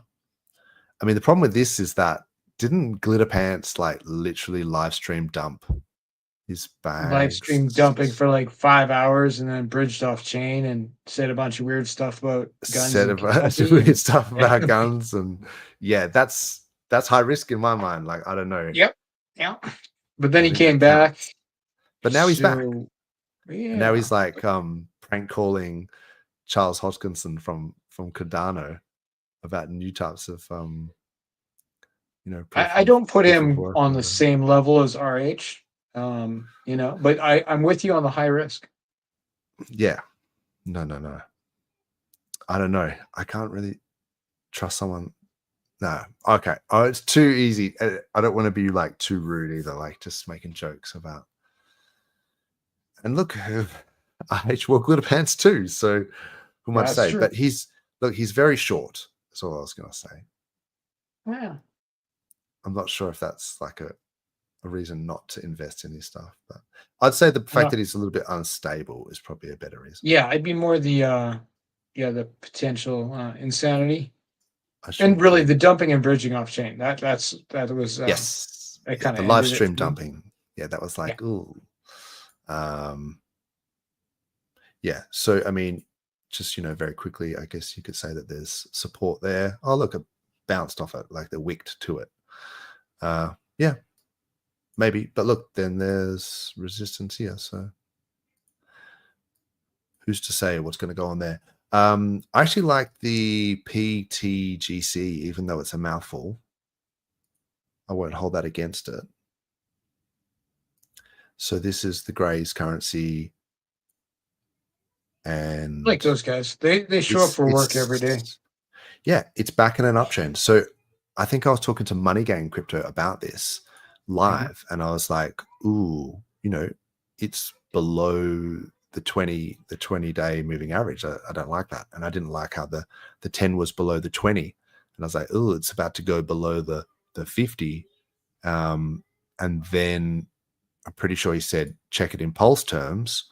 And then I was like, yeah, but it's even in pulse terms, it's the same. So it did go down from that point. So it's not like you should just be in it and then for all times. Like, I think that, but it's back. It's coming back now. So in pulse terms, it's in an uptrend, and in USD terms, it's in an uptrend. There's probably some resistance here. This is the 50% fib line at 0.0048. So consider taking some profits there. It's at 0.0043 at the moment. But yeah, dealer's choice. That's about it. I mean, I like Hex. I like Hex on PulseChain. I think these wicks are a good sign, and I think we can make some higher highs. I suspect that's true. We have some questions in the chat from Doc Lover. He's been dropping some heavy ones. Oh, thank you. Let's just quickly see. So Yaveen, thanks very much for your support. Champion. Is this the one? If things stay the same in the RH ecosystem, what else is needed to get new users other than parabolic green candles? Yeah, I mean, green candles, we get green candles. We got the mail outs happening, I guess. Marketing. We had your conference. I mean, what was your takeaway from the conference, the PulseX conference, Fast Abdul? What did you find was your favorite part of that? Pretty positive. I think like I was definitely preaching to the choir on that one, but like there was a lot of people who were just very bullish overall, and we were bullish while the chart was going down, right? Like those 2 days of the conference were terrible chart days. Nobody seemed to care about the chart, and we're just like just bullish on PulseX, bullish on PulseChain, bullish on building on PulseChain. It was it was a pretty good group of people that showed up. RH Max did a fantastic job. Yeah, shout out to RH Max, amazing effort. Totally, and it is a huge effort. Like getting a bunch of influencers on the screen like that's hurting cats, right? Like we're all crazy people. So yeah, it was great. Yeah, look, it was good, and I saw that even Ivan showed on his stream there was a prayer or some sort of meditation that was going on. And I thought it was bullish that Ivan was watching the PulseX conference, right? Like, Well, at least one of his interns was, and then they clipped the part where they were literally just praying. He likes to bait the PulseChans. We're good for Twitter engagement. Yeah, they all do, man. I mean, this is one of the like I think Doc Lover was saying, what else do we need to get you new users? But this is one of the assets that we have as a community, is that we're highly active on YouTube and Twitter. And so what that means is then people engagement farm us. So they know that if their numbers are low, all you got to do is just tag Hex and tag PulseChain, and we'll just come in there swinging. Oh, yeah. Thousands of typing, how dare you say this? And so and they love the engagement. So that's when it goes the other way, that's going to pay off, right? Because like once there starts to be green candles, they will engage with us then too, but they'll do it in an amicable way, right? Be like, oh look, like Richard Hart was right, and that's going to get 50,000 HEXicans jumping on their on their Twitter feed with like positive things, and they'll get the engagement they want that way too. Right. Yeah, exactly.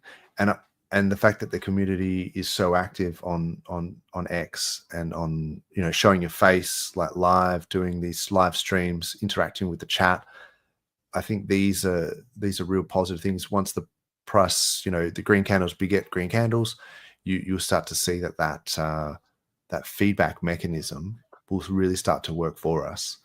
So it's an asset that we have in the community, and I feel like, yeah, that's how you get new users, is that you have people who are existing users who don't know about us, right? And they're watching Ivan and they're watching Banter, and they're on X, and then we are in their face just doing rocket emojis and just like PulseX, deflationary, and holding conferences.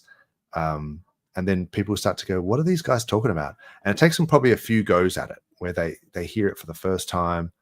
And then after a while, they're like, what is this PulseX thing? So it's that brand recognition. You know, maybe you get a postcard with a video of RH twerking.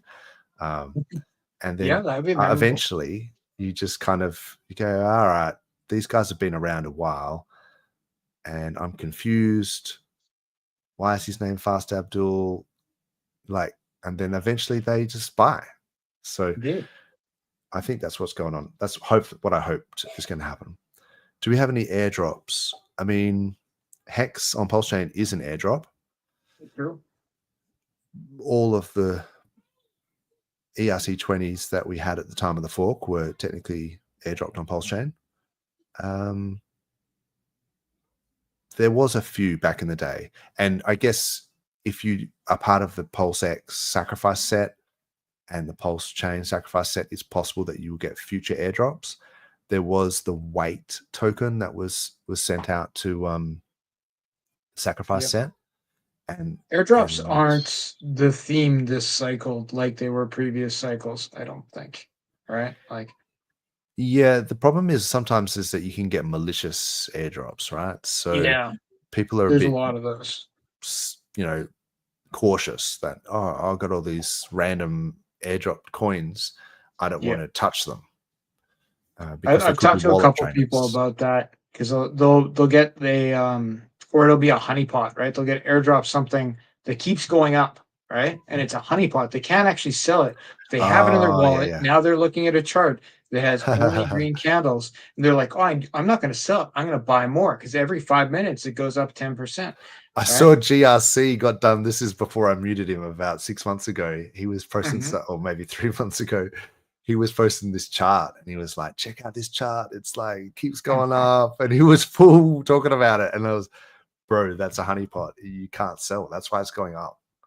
Yeah, no kidding. Yeah, so that's a trap for young players, that one.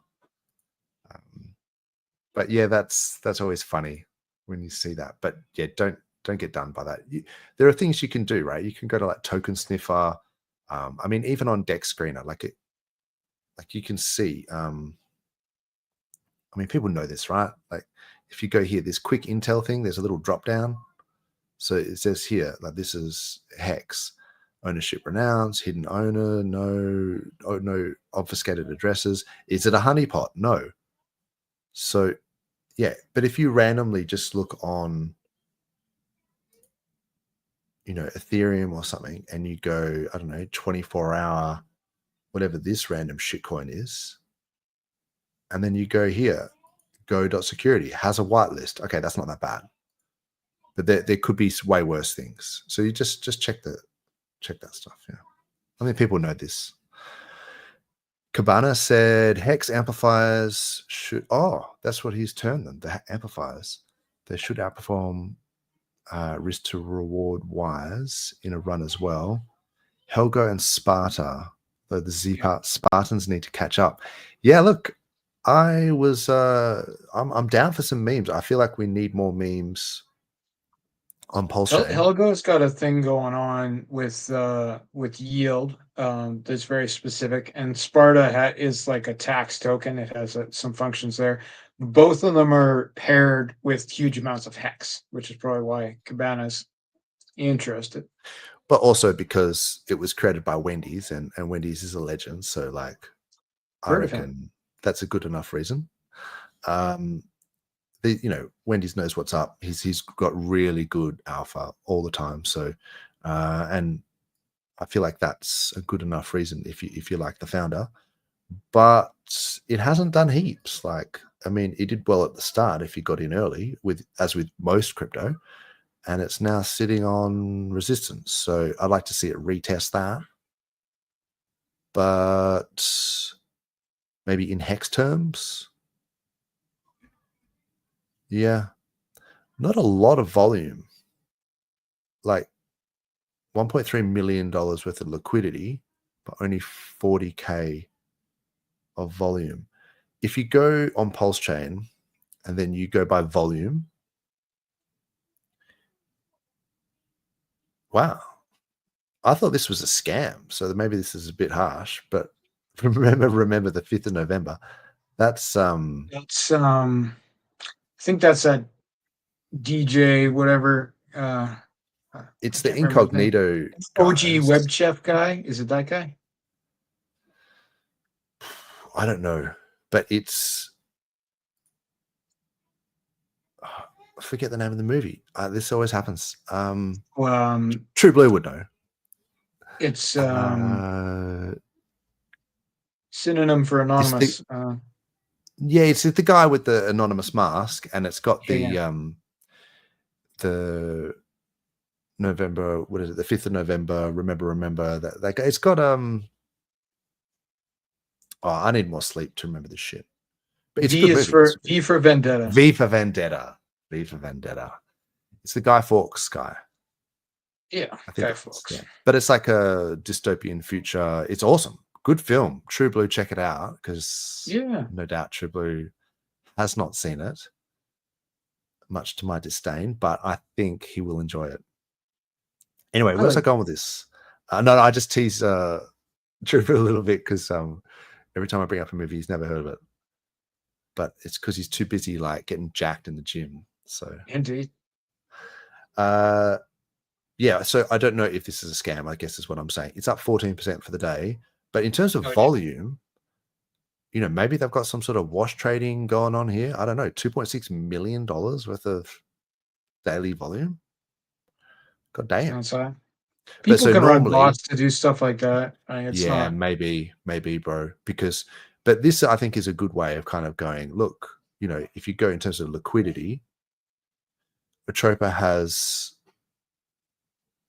a ridiculous amount of liquidity, but that's because they just print it out of thin air. Like it's not real liquidity, unfortunately. Like you have to go to see how much of it is in Pulse, because I've had this discussion before, and it's like, yeah, you've had the same discussion with me, where you pair a coin that you made up with another coin that you've made up, and you pair that coin with another coin that you've made up, and then eventually, like, you can have so much liquidity in dollar terms, but if you go down the train of coins that you've made up, only one of them is actually paired with anything of real value, like WETH or Rat Pulse. Yeah, you got to get back to true real liquidity. Yeah. So it's how many steps to Kevin Bacon, you've got, if you've ever played that game. You know that game? Maybe that's an Australian thing. All right. So if you pick a movie, right, say V for Vendetta, you got to say, how can you go from Natalie Portman, I think, is in the movie? Yeah. How many steps to Kevin Bacon is Natalie Portman? So then you got to go like, okay, so Natalie Portman was in a movie with some other actor who was in a movie with another actor who, He's so probably say, for example, one step from Kevin Bacon, I would think. Most you can get to because Kevin she Bacon. was in the movie with the Thor, the Avengers movie, right? Chris Hemsworth, yeah. And then Chris. Okay, and there's got to be a connection between there and, because Guardians of the Galaxy, Kevin Bacon was in that. Was he? Christmas Well, that's special. 2 steps, bro. Two steps. There you go. So it's like you can pick any actor and you can get back to Kevin Bacon in like 7 steps or less. Like it's like a known thing. So, but it's like, how many steps do you need to go to get back to Kevin Bacon in your Tropa coin? Is like, that's like Kevin Bacon is the real value. So it's like you've got, wrapped ETH, how many steps? So if you can go from like wrapped Pulse to wrapped ETH, it's like a 1 step to Kevin Bacon. But if you've got to go through like 15 steps to get back to wrapped ETH, then your liquidity is bogus. Yeah, you're gonna have a lot of slippage in there. It's a lot of bacon. So I think where I was going with that is that the Tropa has too many steps to Kevin Bacon for its $62 million worth of liquidity. Somebody launch a Kevin Bacon meme coin, please. Thank you.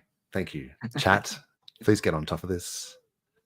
By the end of the show, we want to see a bacon wrapped bacon paired with Pulse, so that it's only 1 step. 1 step. That's right. So SolidX, for example, is paired with PulseX, which is paired with Pulse, which is paired with wrapped ETH. So the steps to Kevin Bacon there is very low. So $4.1 million of true liquidity. So this SolidX coin is actually got some real liquidity.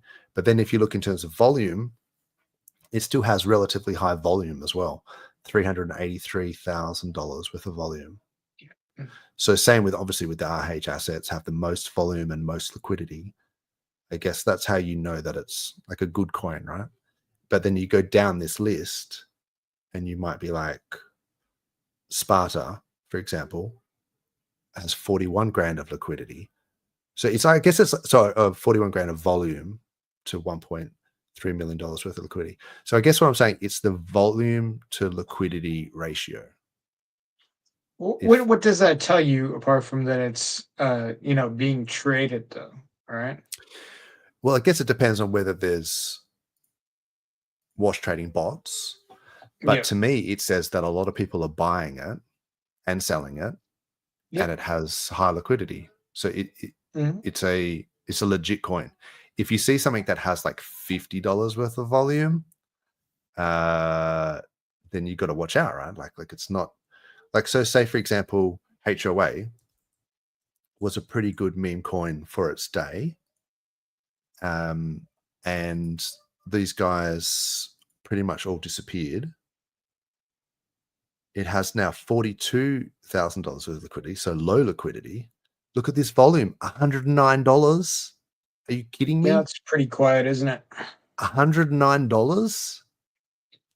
Man, get the fuck out of here. Like, there's 4 sells, 0 buyers. Like, you just can't talk to me if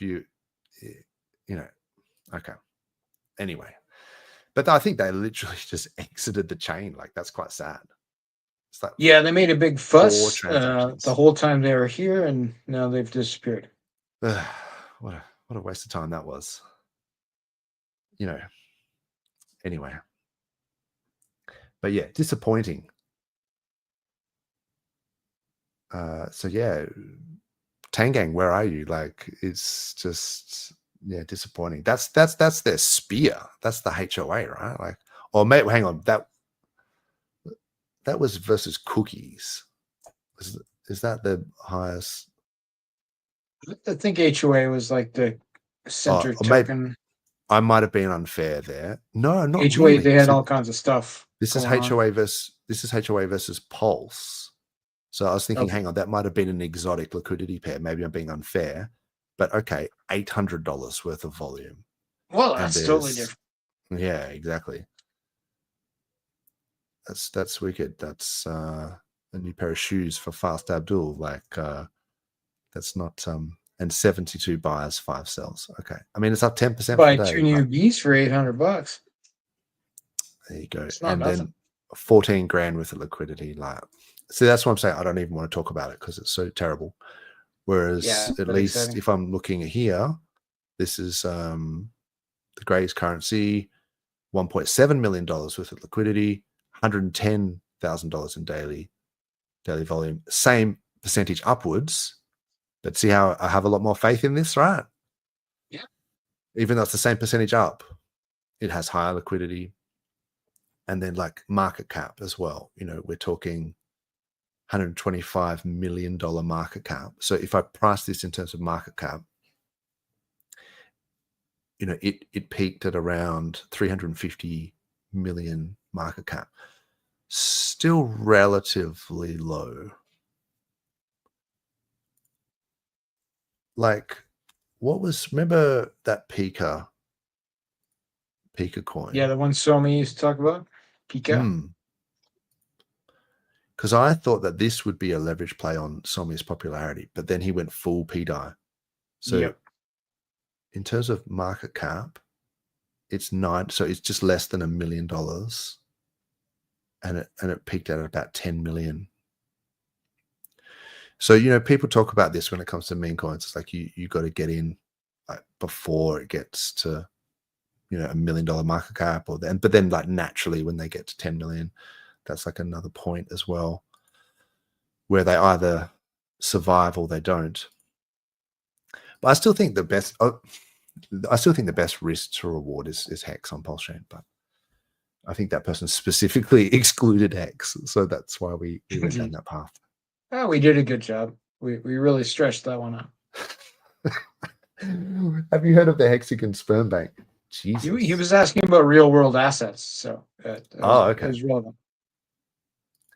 Yeah. And we did promise him a dick joke, or at least someone. There we go. The real world assets things, yeah.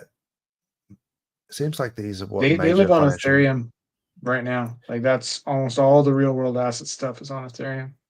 Yeah, I think Ondo is probably your best bet for something like that. If that's the meme that you want to get into is RWAs, I would just look at Ondo, because I'm pretty sure World Liberty Finance have a bunch of Ondo, and they tokenize stuff and put it on the blockchain. That's all I know about Ondo. But the chart looks good. I mean, it's going to some... You can buy tokenized gold and things like that too. Yeah. I think it's inevitable that stocks will be tokenized. I think we already have that, really. And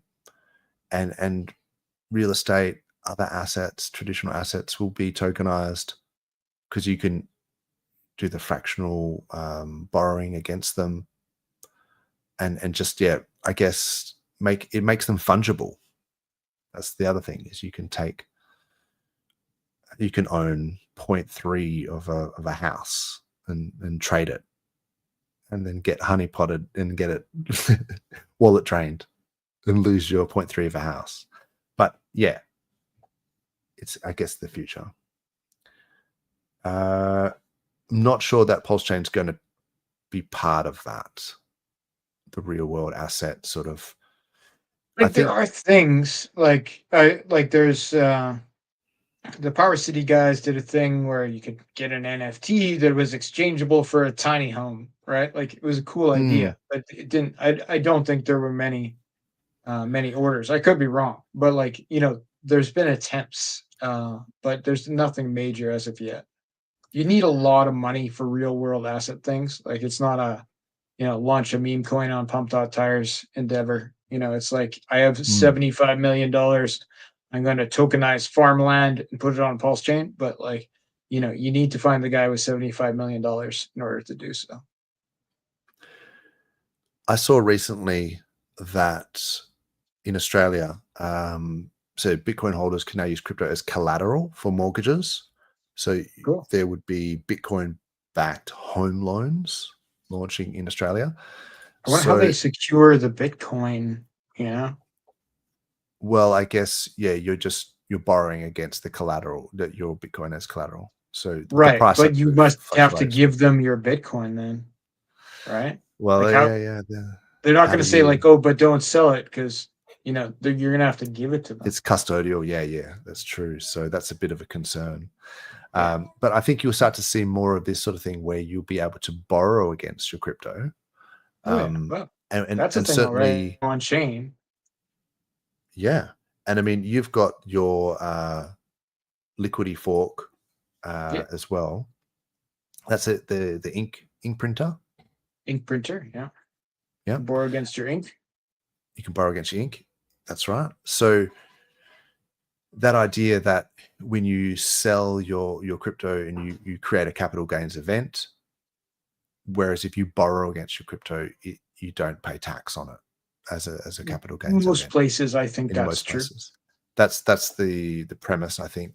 And so this is, and then you can do the Michael Saylor strategy thing, which is incredibly dangerous, and just borrow against your asset, buy more of that asset, and then borrow against your total asset, and then borrow against it until it eventually collapses. Yeah. You can be like 90% leveraged on your asset, but then you only have a 10% margin of error, right? Like that's right. So somewhere in between maybe would be good. Maybe exactly. Maybe just don't go crazy with leverage. I always think it's funny how you see these guys getting liquidated, and it's like, well, why did you choose 400x leverage? Like you could have just maybe dialed it down to 4x. Why? Maybe a 5x or something. Like, why you got to go 150x all the time, bro? Like, just chill with that. There's a big difference between 10x leverage and 12x. Like every time you're going to make your liquidation price so much higher, but they just flat out go $100 million, 150x leverage. Like with the liquidity forks, nobody's doing 40x, right? Like they're doing 2x, 3x, right? Like relatively speaking, right? Like or less, mostly less than 2x, right? It's like you're taking, you put in $10,000, you borrowed $4,000 against the 10,000, right? And maybe you use that to double down on the same token, but like it's not that crazy. Yeah, exactly. I think there's a spectrum of leverage, and I think people just they don't see, or just keep it spot. People, maybe that's the go. That is a safe choice. Yeah, but even then, you can still get wrecked. So, totally. So what I was going to say about the real world asset thing is that with all these stablecoin bills in place, and you can't, they're making it so that you can't earn yield on your stablecoin.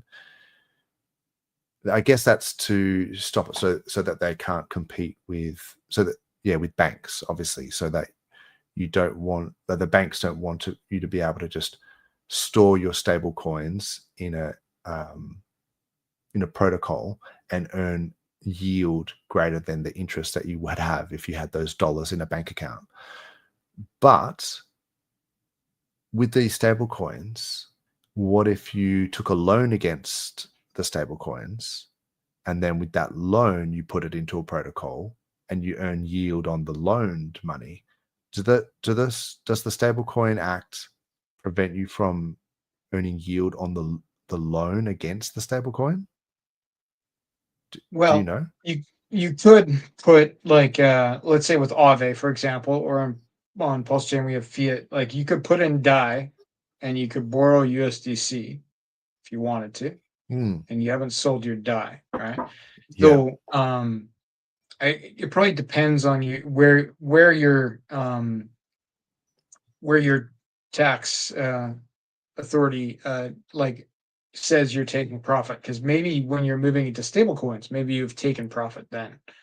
So I just wondered specifically about these new Stablecoin Act and the one that's just been passed like in the last couple of days, as to, because I know that they don't want you to be able to earn yield on your stable coins directly, but I wondered about whether there's just like a get out of jail free card where you could just take a loan against your stable coins and then earn yield on the loan.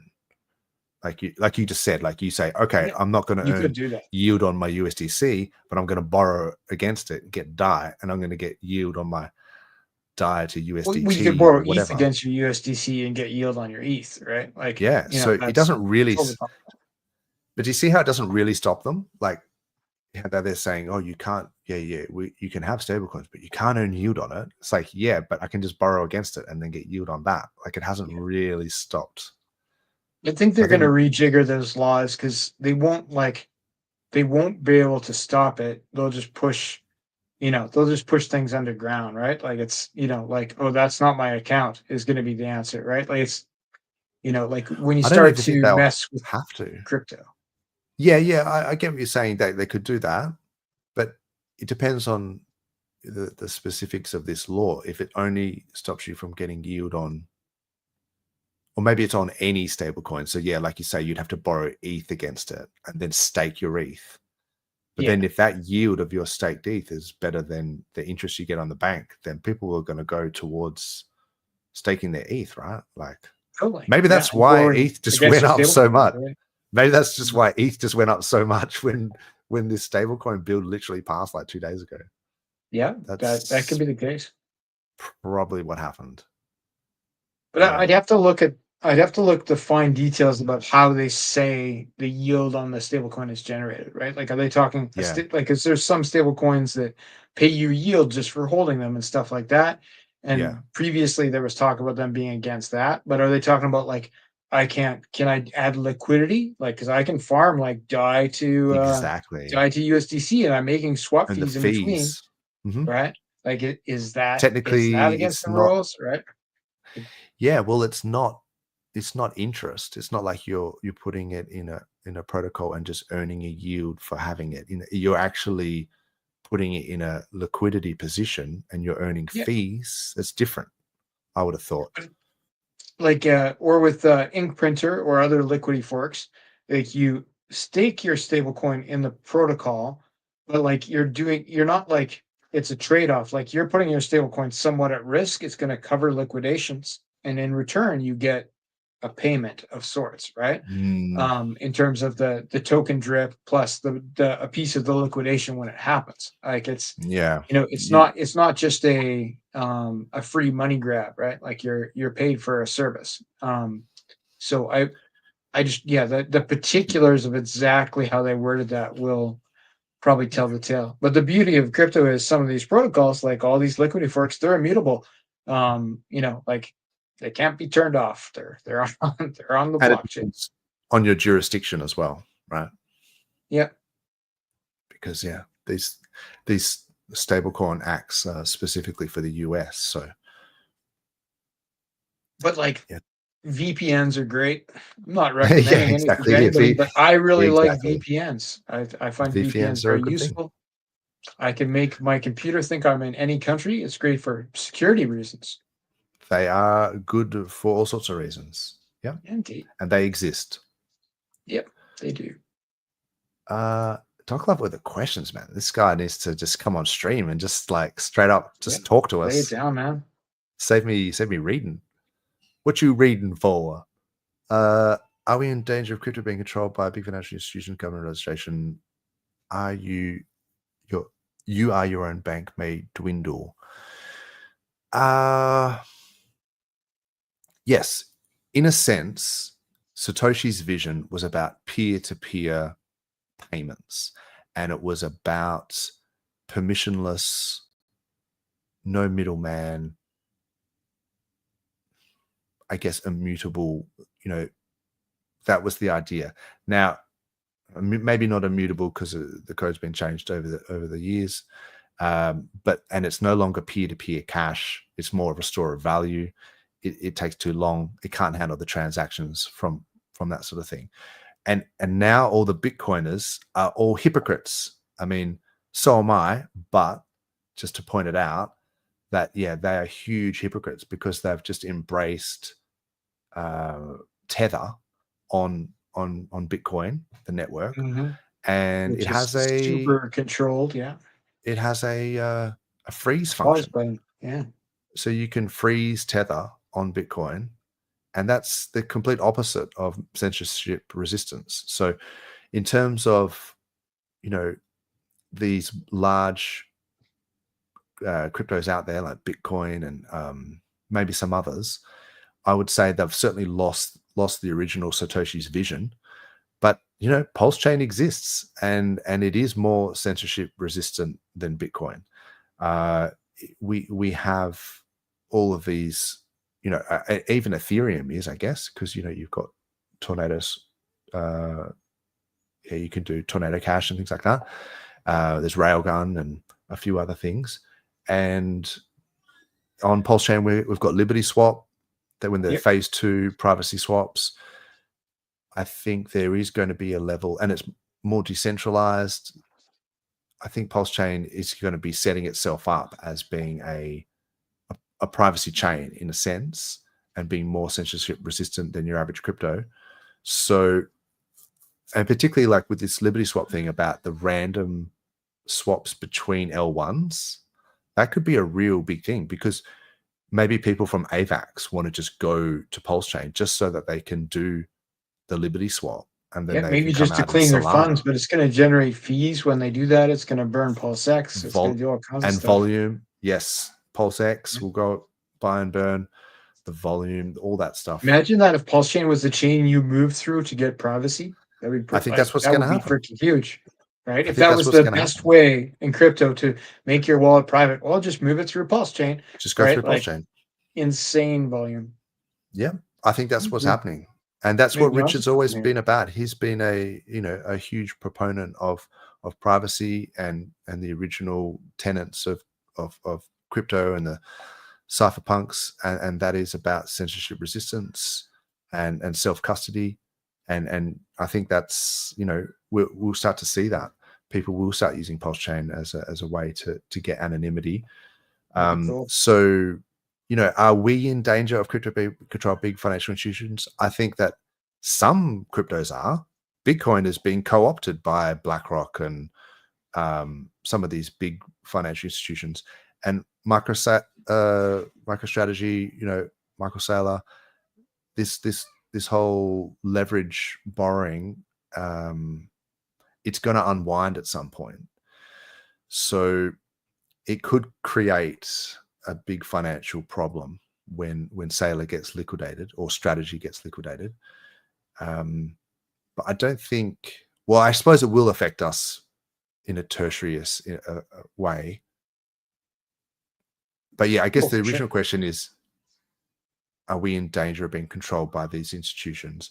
I think that Bitcoin is 100% is. I think a lot of the stable coins are, because they have the freeze function in them.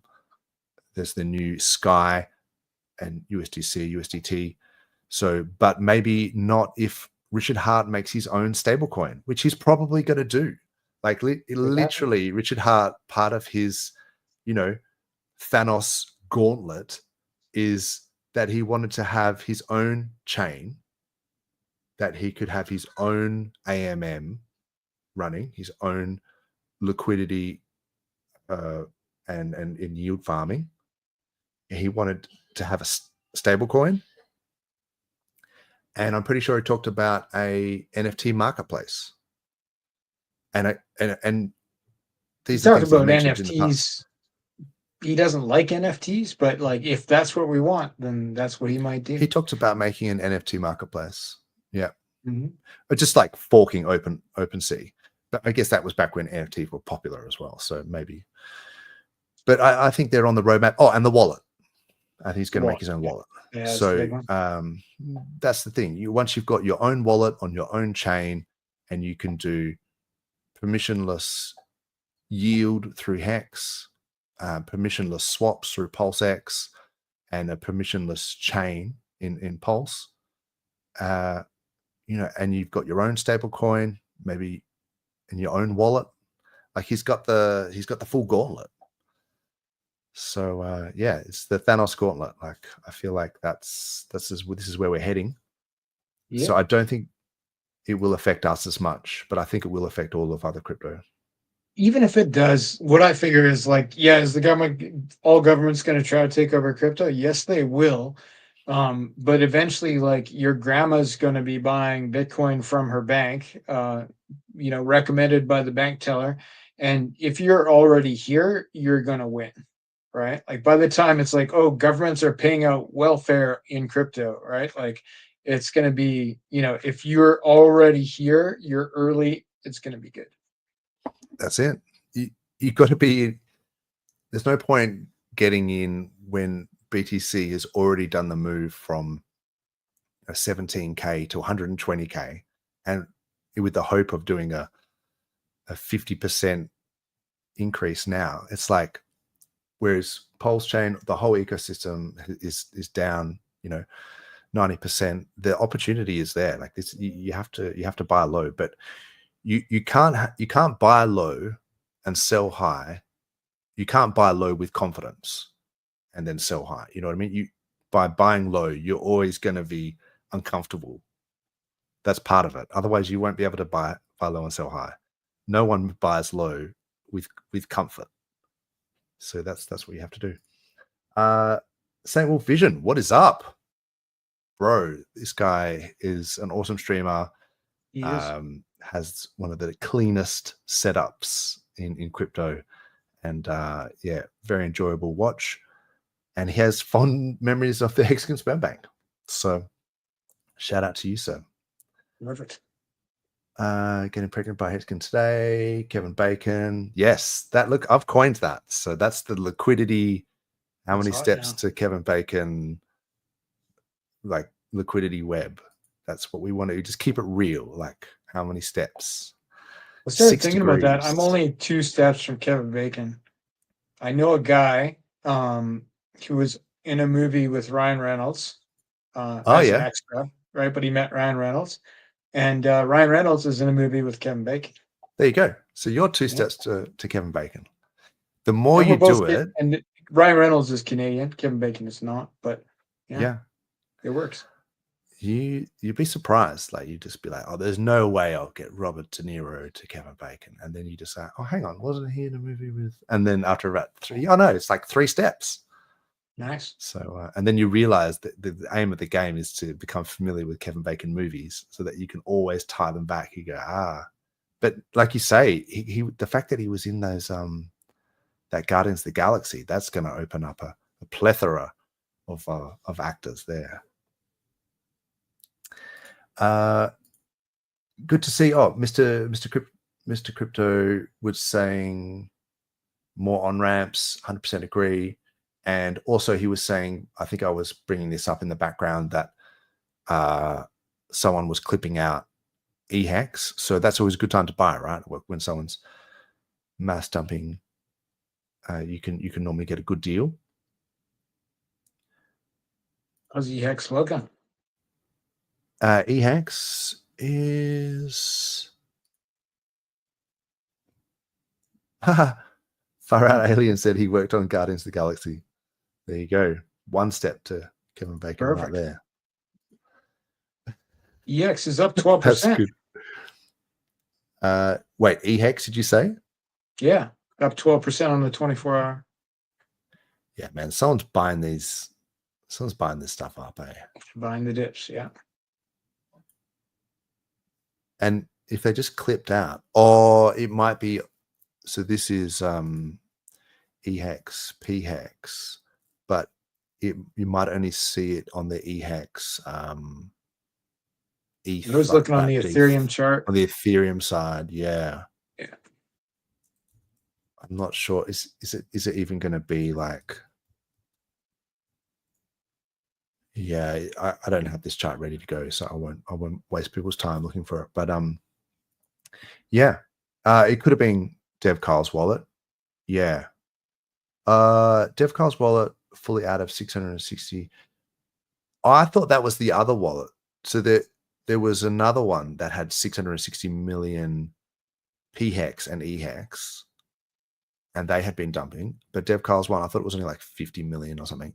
But it doesn't really matter. Like it's not a lot of money.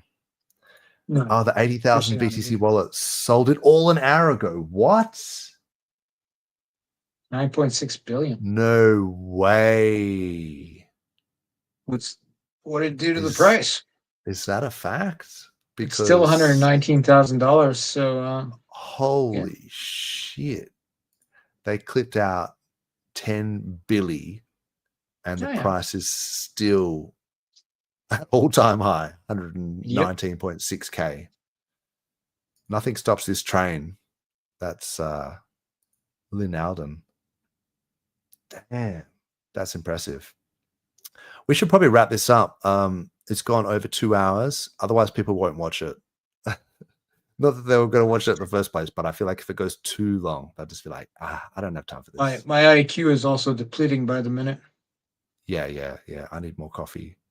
Thank you to the 546 live viewers. Thank you to the chat. KD, thank you very much, sir. Appreciate the kind comments. And yeah, we'll see you all again next time. And I think, yeah, any last words, Fast Abdul? I'm here for the tech. I'm here for the gains. Let's go. Woohoo. Thanks, chat. Thanks, everyone. Wish you all the maddest of gains. Catch us next time.